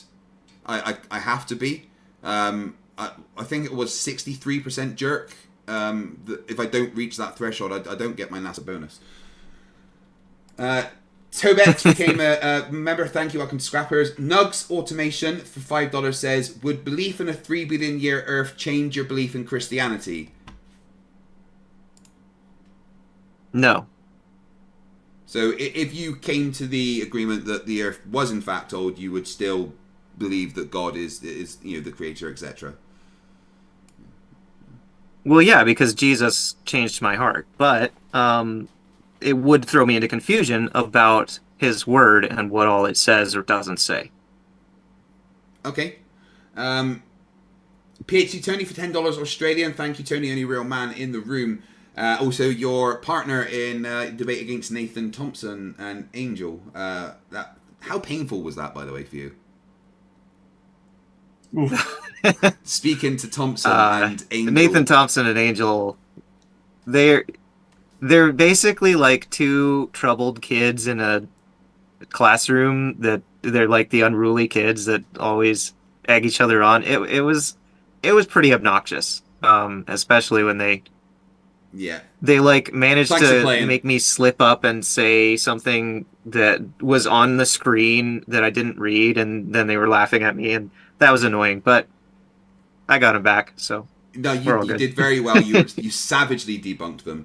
Right, so Tony says, radiometric dating, cosmogenic exposure ages, VARV/ice core /dendrochronology, electron spin resonance, optically/thermally stimulated luminescence, amino acid racemization. You're just racemization. Wrong, racemization. You're just wrong, Peter. Yeah. Was that PhD Tony? That was. Yeah. Yes. So those are a list of various dating techniques, right, all of which are very easily able to get us past 7,000 years for the age of the Earth. Not all of them are going to get us to 3.5 billion, but they all get us past 7,000. So dendrochronology is among those then. Okay. Mm-hmm. Yeah. We have dendrochronology records that go back far enough to disprove young Earth creationism, as well as a few different floating ones that, when dated through other techniques, put them significantly older than young Earth creationism would allow for. But because they're floating, we don't have exact calendar dates for them like we do for other dendrochronological records. Okay. Any final thoughts on that one, Peter? It didn't seem to be inviting thoughts, to be honest. I mean, what I would say is perhaps think about why it is that there are multiple dating techniques that are causally independent that all converge on similar dates for the age of things in the world, which are consistently older than you think the universe, or sorry, than you think at least either Earth is or life on Earth is, despite themselves in many cases being biogenic. Yeah, I don't know. Okay. I think previously, in when I was younger, I would have sort of just swept that into a category of like, oh, it's what was it, universe. Shoot, I'm losing the word again. I'm so rusty at this. Versus catastrophism. Uniformitarianism? Yes, thank you. Uniformitarianism. Oh my gosh. Yeah, the problem is catastrophism isn't the magic wand that makes physics change. No, that's the problem. Yeah, and in order to use that as an excuse for overcoming these dating techniques, you would have to change physics, not just have a catastrophe. A catastrophe can explain things like, hey, why is there a really thick flood deposit here? Because of a catastrophe. Or, hey, why is there a really thick lava deposit here? Or an ash deposit? Or evidence of a landslide? What it can't do is tell you, hey, why are there 200,000 years worth of varves in this one formation? Catastrophes can't cover it because varves don't form in catastrophes. They only form in seasonal lakes that have seasonal deposits. And in fact, we can even tell they're seasonal because we can do things like measure the amount of pollen in them and even determine which species were emitting pollen at those times, which then we can use to correlate at which time of the year that varve was deposited. And we can say we have more varves than young Earth creationists say there are years in the entire world evident in just one formation. And we have many such formations. And because it involves life, we can't just go back with, well, maybe it's an old Earth but young life.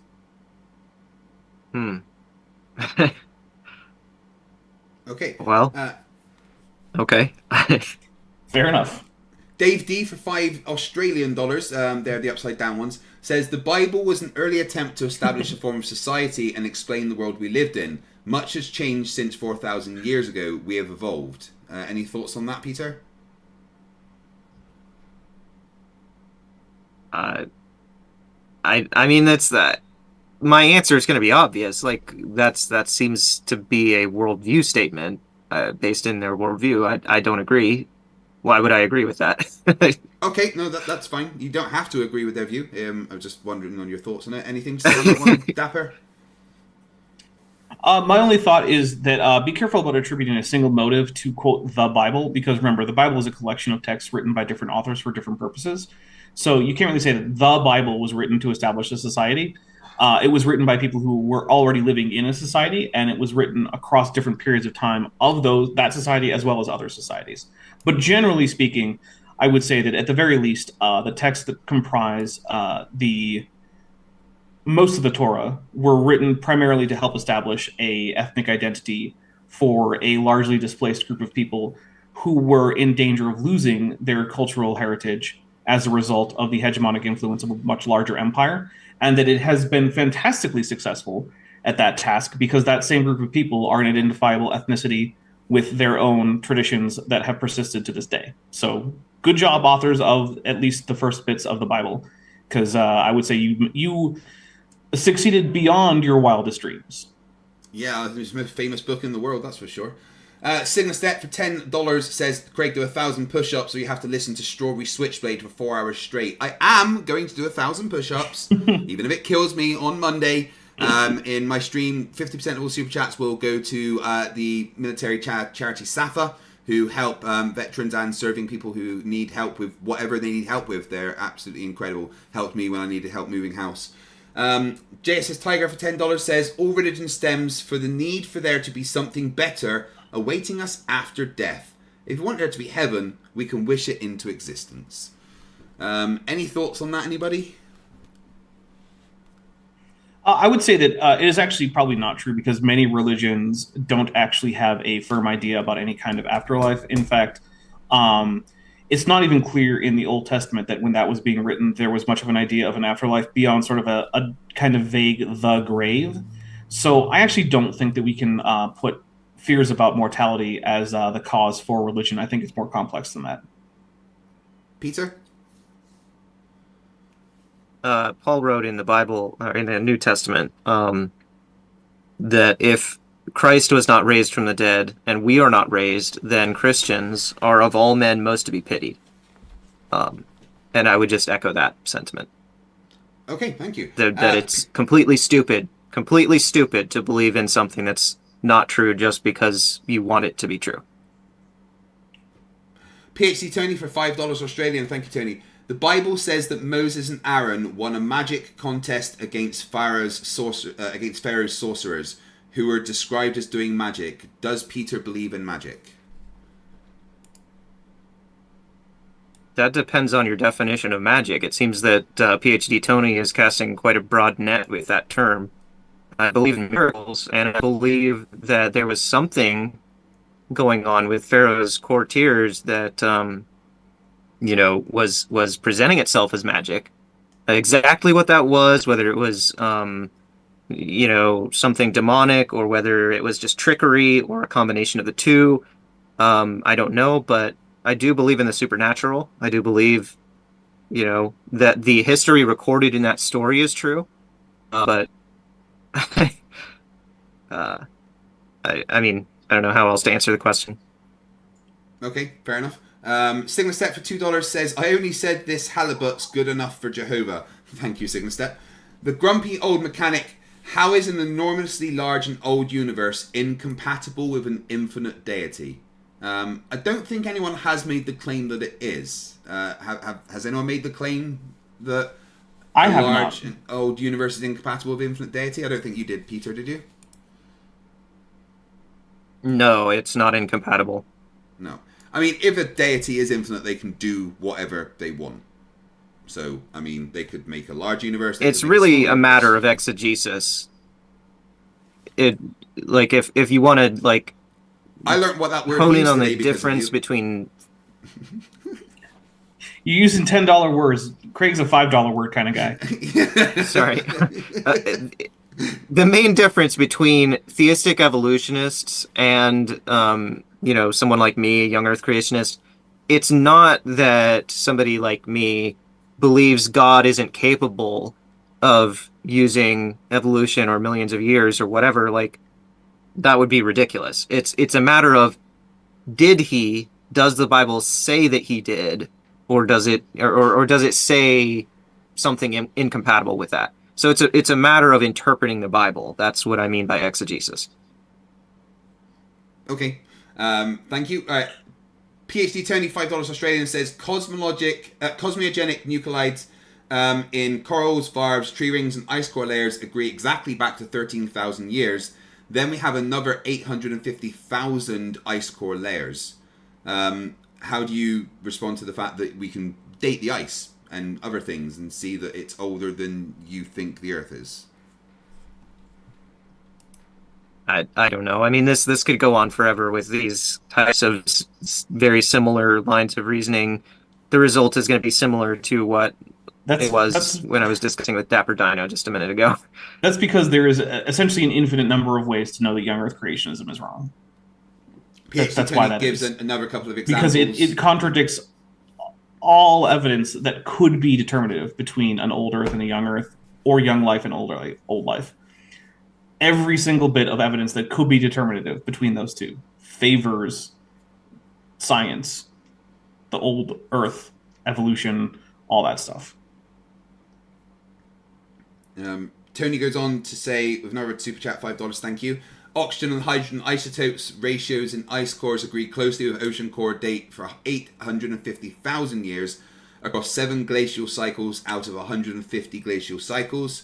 Then another $5 says ocean core data preserve records of 2 magnetic reversals out of many dozens of magnetic reversals we have records for.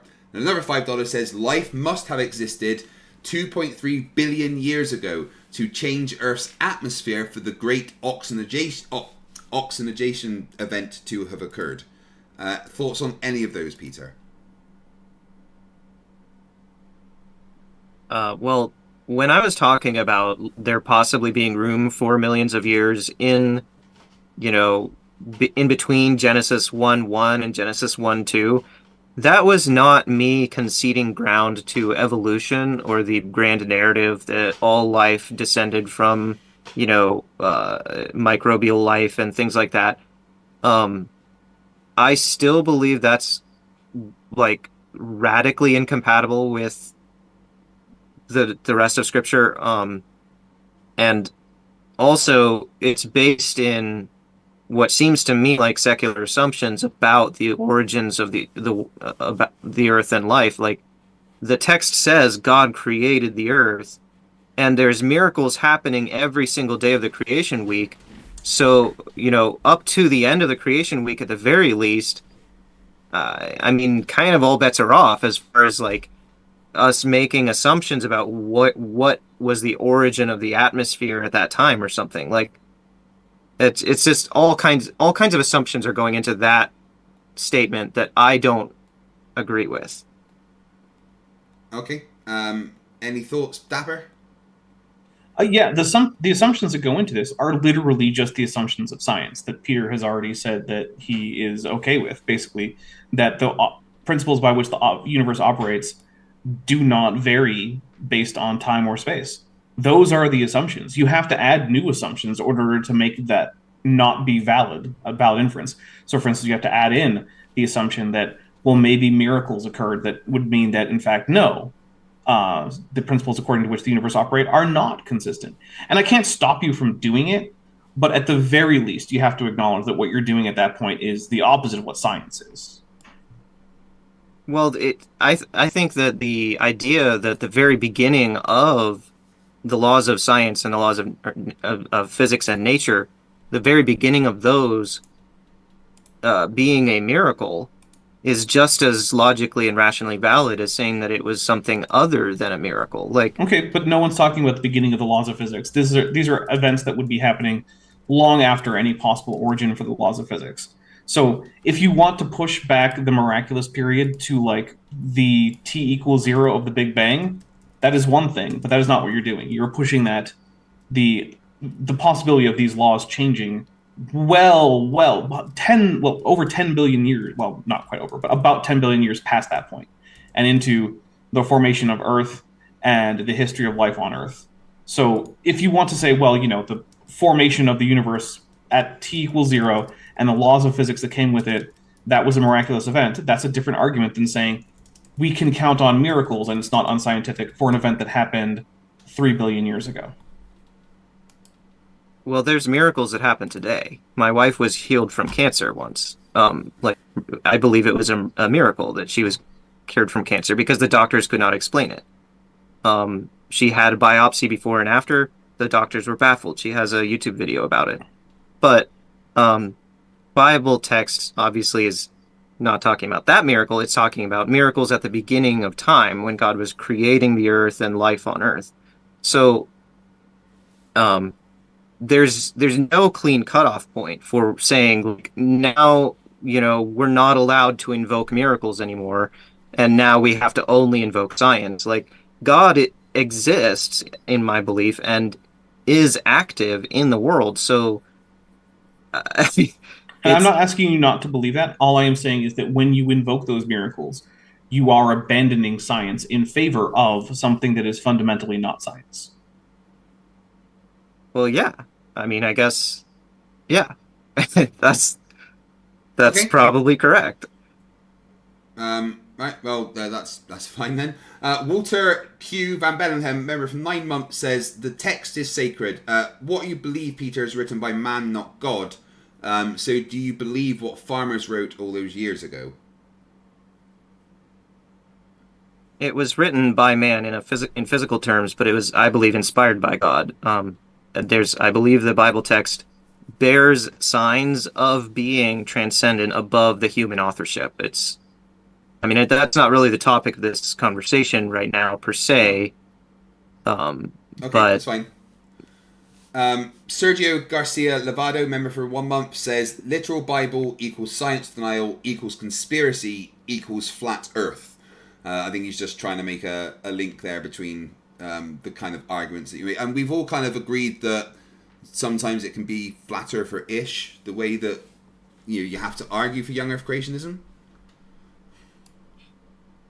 I at least think that you guys would agree, though, that I don't have to at any point say that any scientist who disagrees with me is intentionally lying or, being dishonest in their science or what they say to the, to the rest of the population. I don't think you think that, but I think that is possibly because you have not completely examined what would be required for the evidence to point in favor of young Earth creationism, because it would in fact require a vast conspiracy of almost every scientist in almost every field. Young Earth creationism is in fact a conspiracy theory when it's fully examined. The fact that not everyone has fully examined it to the point where they realize that that's the case, I don't think negates the fact that it is in fact a conspiracy theory. Why on earth would I have to say that scientists are purposely lying? Because otherwise the evidence is conclusively contrary to young Earth creationism, to the point that it is physically precluded from being even a remote possibility. And the only other option, if you want to say that young Earth creationism is scientifically plausible, is for essentially all of the data published by virtually every scientist to be fabricated, which is a claim that essentially some creationists have made.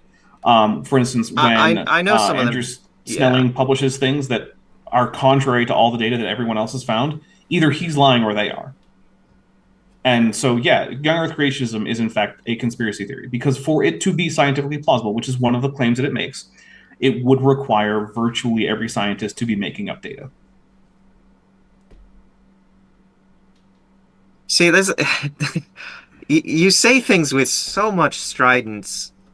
It's sometimes difficult. Like, I don't believe that it's accurate to say that my belief is a conspiracy theory. Like I said, because you don't like conspiracy theories. But that's the problem. No, I'm telling you that I don't believe any scientists are like lying on purpose that we can point to. Like, I don't think you do believe that. What I am saying is that there are no other options when you have examined what it would actually require for young Earth creationism to be true. You're in a position where I don't think you have examined that in as much depth. Now, to be fair, look, doing that has basically been my job for like 3.5 years or something. So, I've spent a lot of time working on that. And before it was a job, it was a pretty serious hobby of mine. So, like, I'm not expecting everyone to have as much background information about that as I do. But it is essentially inescapable. And when you get to creationists with PhDs who are talking about these topics, they often will say things that are conspiratorial.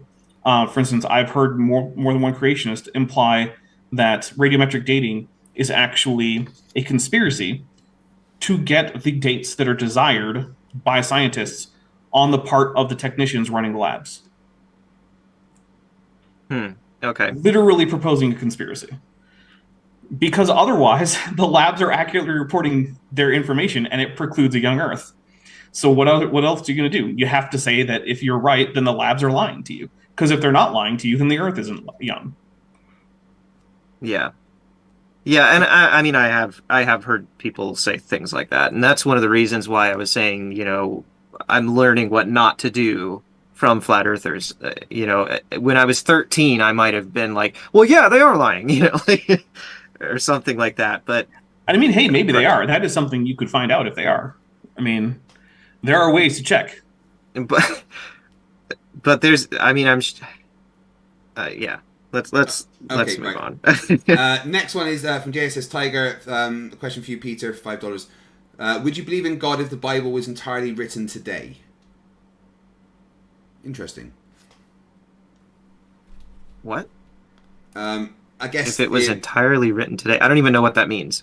I mean, Like if there had been no it, Bible yesterday, but then Yeah. today someone published the Bible and now you had it. How would that make No, you of feel course about not. God? That would be ridiculous. I mean, it's rooted in history. There's so much about it that's historical. It has to be. If it's not historical, if it's just fiction, then like I go back to what I said earlier about, Paul saying if the dead are not raised, then what's the point? We're just believing a lie. Okay, fair enough. PhD Tony, $5 Australian. Thank you, Tony, again. Interstellar dust from the Murchison meteorite has been dated to 7 billion years old. Why is that dust older than the Earth?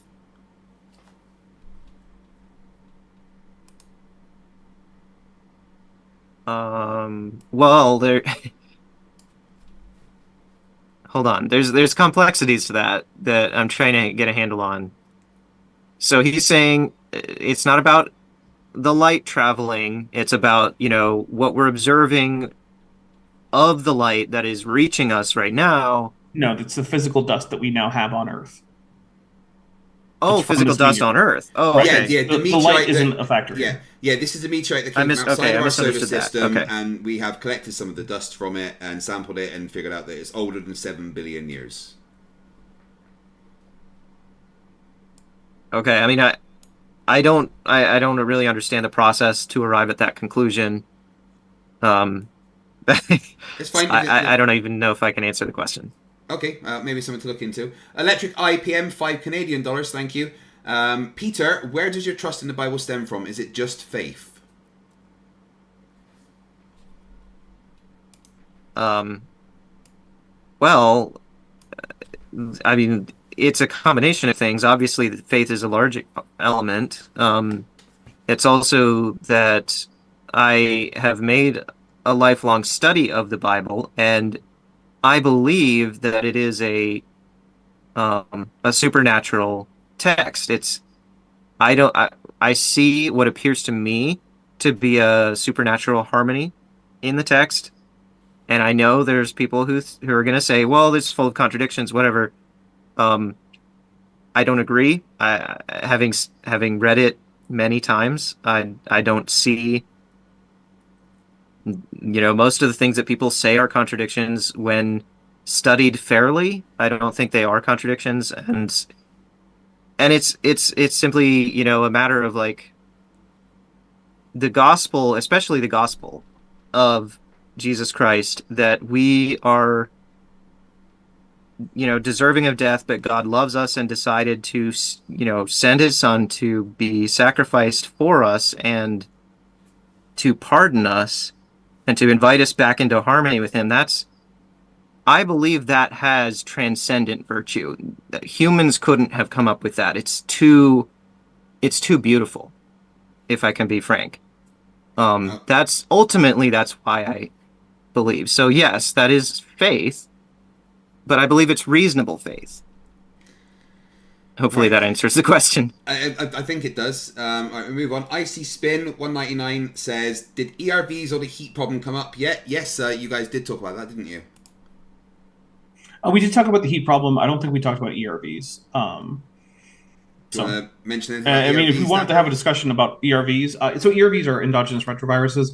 Basically, there's this group of viruses called retroviruses, and they use a protein called reverse transcriptase to take some of their genetic data and put it into a spot in a host genome.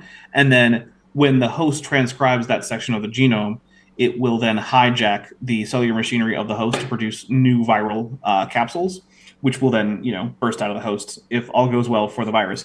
However, sometimes a retrovirus will infect a germline cell, which means that it will make it into the, descendants of that organism, and the virus will be deactivated, whether it be because of an error in the reverse transcription or because of various defense mechanisms that the host cell has, because host cells do have, defenses against retroviral infection.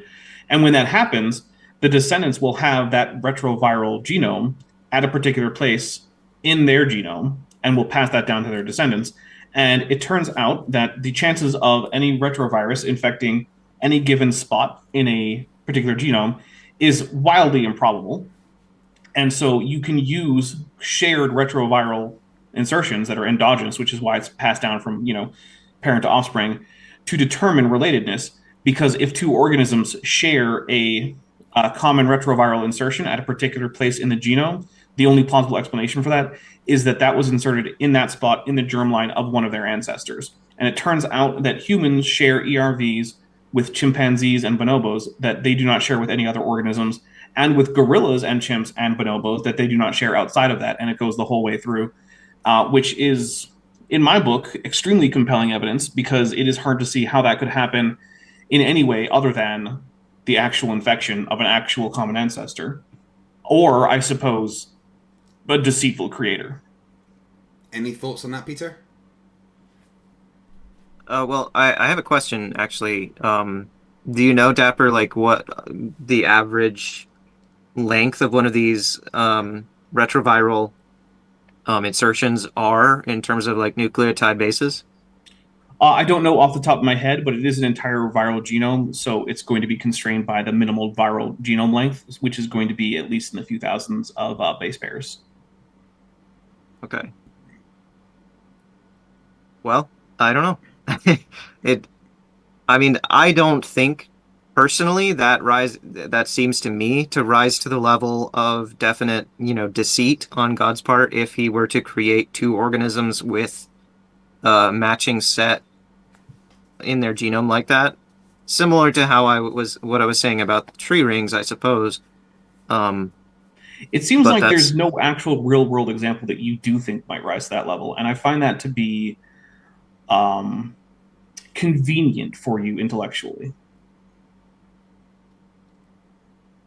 Because to me, that seems like an extremely egregious amount of dishonesty for a creator that would be unconscionable for anything that you might be calling a honest or moral creator. But you seem to be willing to accept virtually any amount of indication of false history, basically by just saying, well, I don't think that's big enough. And it, to me, starts to feel like there is no amount of evident but fictional history that God could place in the universe before you would say that seems like a deceitful act. It seems like you're basically just becoming intellectually equivalent of last Thursdayism, which just says the universe was actually created last Thursday by God, and literally everything that would indicate otherwise, including your own memories, is part of the age that God simply gave to the universe last Thursday in order to make it seem like I understand that well-lived-in universe.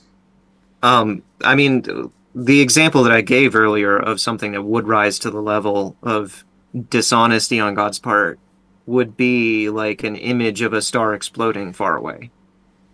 That's something that happens in the real world. So I don't see how this is different. Those are both evidence of an event that happened in the past that are equally, like, they're both just things that had to have happened physically in the past. And if they didn't actually happen in the past, but God is giving us every indication that they did, I don't see how there's a difference there. Sure, one might be easier to observe than the other, but both are equally indicative of an event that had to have happened in the past. And if that event didn't happen, then God's lying about it. No, I don't agree that those are equal, because in the case of the retrovirus insertion, like you're I'm not saying that is what that I'm trying to be careful. It's a matter of interpreting, like there's not that much interpretation. We know what viral genomes look like. In one case, because this is a retrovirus, an important one is the gene for reverse transcriptase. We know what the sequence for that gene is within, the tolerances that allow it to function as reverse transcriptase. There's no reason for a non-retroviral genome to have a protein that takes a genetic sequence and copies it back into the DNA, because cellular organisms try their best to avoid doing that, because that causes problems for them. So your DNA is set to try to avoid having sequences that aren't already in the genome read back into it. It takes a specific protein. The only reason that cellular life has reverse transcriptase genes that are now broken and coded in their genome is because of viral insertions. There is no other plausible option for that. We see it happen now. there's every indication that that's how it happened in the past. And if you want to say that humans were just coincidentally created with useless viral genomes in their genome in the same spot as a chimpanzee that is identical to a now degraded retroviral genome, there's no conclusion other than that either God just put something in there that's non-functional and looks exactly like what we would expect if there had been human-chimpanzee common ancestry, and he just kind of did that. Or the other option is that's actually what happened. And if God just kind of did that, I can't see how that isn't dishonest, because it gives every indication of an actual history of common ancestry. In fact, there are no other options that aren't magic that involve that evidence. But see, every miracle that I've cited is something that you would call magic. Right. I mean, I'm not going to distinguish between those two things, because to me, magic are things that are not examinable by the scientific method because they violate one of the orderly principles according to which the universe normally operates. And so I'm going to use those interchangeably. But that's the thing. If it's a miracle that otherwise would indicate a false history to the world, that is what I would call a dishonest act by God. And the star is dishonest for that very reason. But because then it indicates a history that did not literally happen. Peter, and then we move on to the next question. Okay. Yeah, take the final word, Peter. It seems to me like you have then epistemologically categorized creationism by definition as dishonesty on God's part, because you interpret the existence of life as history. No, remember back to earlier when I said that it is the unnecessary. There might be some amounts of creation that are simply necessary for it to be functional, and if it's minimally that, then no, I don't think that's dishonest. Right. Okay. Sorry, I took the word. My bad. It's okay. Right. We'll move on. Left-handed Jedi for $5 says, "What are your thoughts on the similarities between the Bible and Sumerian myths, Peter?" I haven't studied Sumerian myth beyond just checking to make sure that indeed it is not a robothemist flat Earth model. That's the extent of my study of Sumerian myth, so I probably shouldn't open my mouth on the subject, to be honest. Fair enough. PJ for $20 says, "Just because Craig needs a new camera, thank you. I have a new camera on order, so I very much appreciate it. It was very expensive, like $350. So if anyone wants to help with the cost of that, feel free. I need you to see my beautifulness." Is that even a word? Yeah. Icy Spin 199 says, "If God is perfect, why does Darth Dawkins exist?" Yeah, no, that's a question we all ask every day. Don't worry. Dihydrogen Monoxide for £2 says, "Dapper's 100+ million year age disproves young Earth creationism." Well, yeah. Exactly how old are you, Dapper? So roughly, because you don't have the exact date. It's roughly 150 million years. The exact past that is hard to determine. Although I do believe that planetary scientist Landon Knoll did work on figuring it out a few years ago for one of my birthday specials. So if you look back at like I think it's like 2022 birthday special or something, maybe Landon is there giving you what he thinks is an even closer estimate for my exact age. You mean you don't remember? Well, so I was hatched before the current calendar existed. So it's hard to correlate them, and also the length of the year in terms of days was different because the Earth was spinning faster back then. So it's very hard to keep track. Gotcha. Also, my original environment was not nearly as seasonal as much of the Earth is now because it was basically a relatively hot and arid location year-round. So we didn't do as much keeping track of the year. So what did you think when you saw these weird, like, hairless apes running around all of a sudden? Honestly, it's hard to tell you apart from all the other mammals. You all look really similar. Well, that's a bit... You've all got, like, weirdly shaped teeth and... Yeah, it says the giant chicken. PhD Tony for $5 Australian. "The Bible was divinely inspired, but decided to leave rape and slavery out of the 10 Commandments." Well, that's a bit of a controversial one. That's not outside of the 10 Commandments. I mean, rape is definitely under the category of adultery. And slavery is under the category of... stealing something that's not yours, or coveting something that's not yours. I would have to disagree. For one thing, the idea that that rape is included that way does preclude the idea of marital rape, which I would rather not preclude because I think that that is definitely a category of rape that exists. As far as slavery, the Bible goes on to condone and regulate slavery. If the Bible so were opposed to slavery, it would not do that. Now, you can argue that it's opposed to certain forms of slavery, and I would agree it is. It does not give you carte blanche to do any kind of slavery that you would want. But nowhere in the Bible is there even a syllable that would indicate that slavery is something that people ought not to do in principle. Yeah, I guess I was a little sloppy with my categories there. I was trying to apply the general principle. The Ten Commandments cover a lot more than people typically assume. If we just look at the Sermon on the Mount by Jesus, he said, if you look at a woman to lust after her, then you've already committed adultery in your heart. Or if you hate your brother, you've already committed murder in your heart. So, be careful saying things aren't covered in the Ten Commandments. They might just be. Okay, Icy Spin 199, thank you very much, says, hardest thing for me is the logical problem of evil. Yeah, this is something that I've discussed with many theists, is, how can God be good if evil exists? But that is a big bag to unpack, so we're not going to do that here.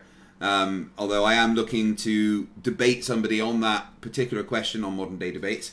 Alejandro Vallejo for 50 Mexican dollars says, Peter, how can you know the Bible is not an attempt of Satan to mislead you and God gave us science and reason to figure out the deception? Okay, I mean, what's the evidence for that? I don't know, it's just a hypothetical. I mean, I would say the evidence is the degree to which people who count on the Bible being literally true in its historical narrative can now then just ignore the actual historical and physical evidence that indicate that it is, in some cases, although not all, not in fact literally true in its historical narrative, and that therefore those people are being deceived by something. And if you want to say that Satan is the father of lies, then at least that's a plausible interpretation. I don't actually happen to think that, but at least that's a line of reasoning that I do think would be worth consideration for anyone who does believe that the Bible gives an accurate account entirely of its historical narrative. Because, I mean, it just demonstrably doesn't in some cases. There are other cases where it does actually seem to be reasonably accurate, but it's really not until we get to, like, Josiah and later that we seem to be getting a whole lot of reliable historical information. All right. That was an interesting question. Last question from JSS Tiger for $5. Thank you very much for the support, everybody. It says, Peter, why is Exodus missing from the Egyptian record? It's the biggest event in the Old Testament. That's a fair question, but I mean, they were essentially a humiliated nation. Their whole system of government collapsed because, Pharaoh was drowned in the Red Sea after essentially becoming suicidally manic. Also, the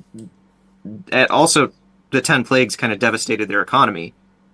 Why would they record that? Like, that's more than, we know there was a decline in their kingdom at a certain point. That seems as much of a corollary record as there can be, as you can expect there to be, in my mind.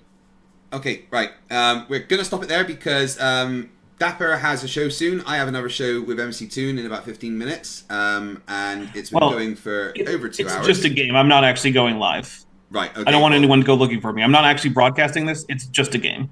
Broadcast. We all want to see it.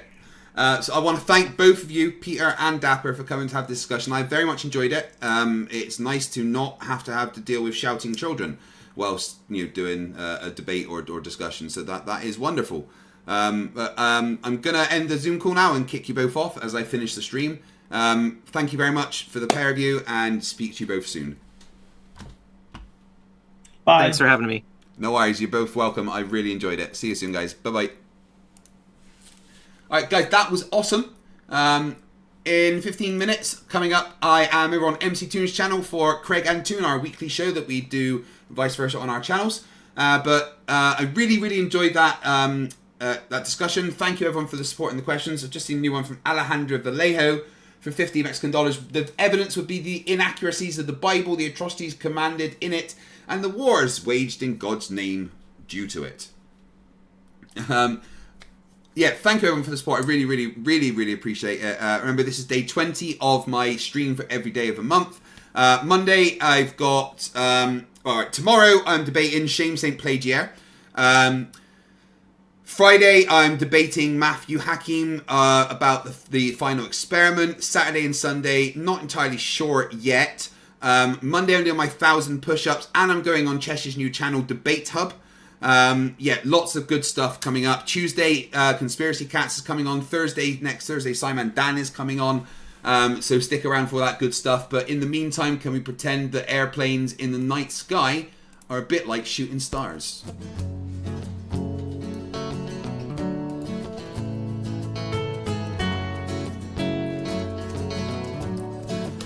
Can we pretend that airplanes in the night sky are like shooting stars? Should be wishing for a brain right now, brain right now, brain right now. Good morning. These words come with a storm warning. Better batten down the hatches, grab some matches and brace yourself for a long day of misery. YouTube has given me the power to reach up into the sky and show you all that we live on the ball. I bring you science that's comprehensible. Your view is indefensible. You're reprehensible. Go on, Mr. Sensible. When I was young, I never thought I would be here to see this. A pile of random nonsense dressed up as bullshit. Your ignorance will be the death of us all, like running head first, full speed into a wall.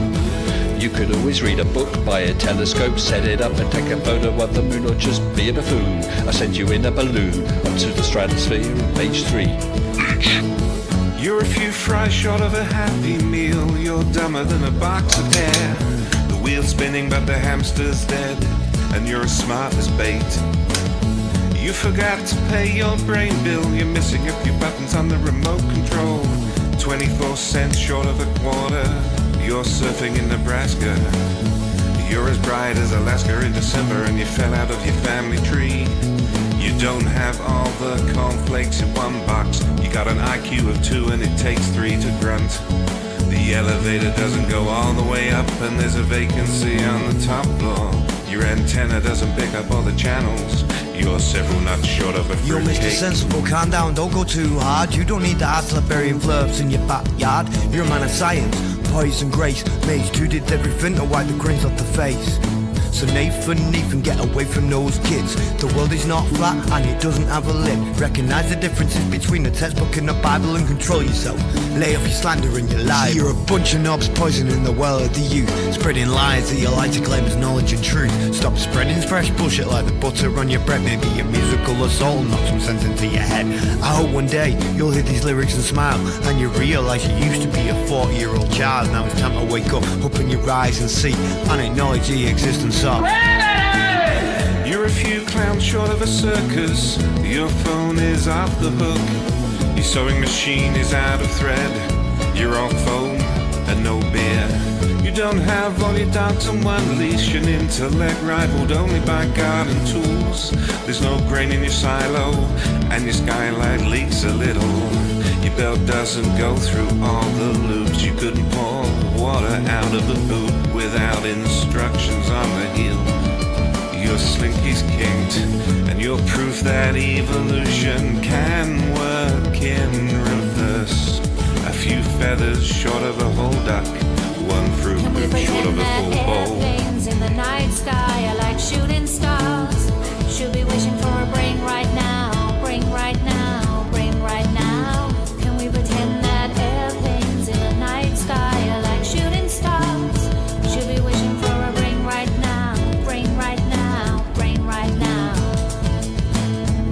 You thought it was over?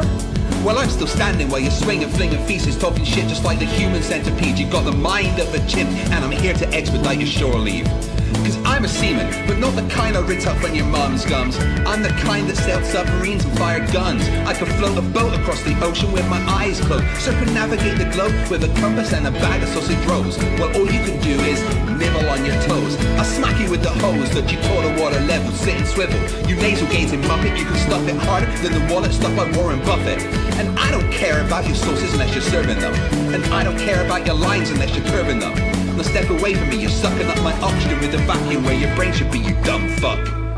Thank you everyone for watching and for the incredible amount of support as always. I appreciate every single one of you. I love every single one of you. Not you, Gary. You know what you did. Yeah, stay in the chat. Don't leave.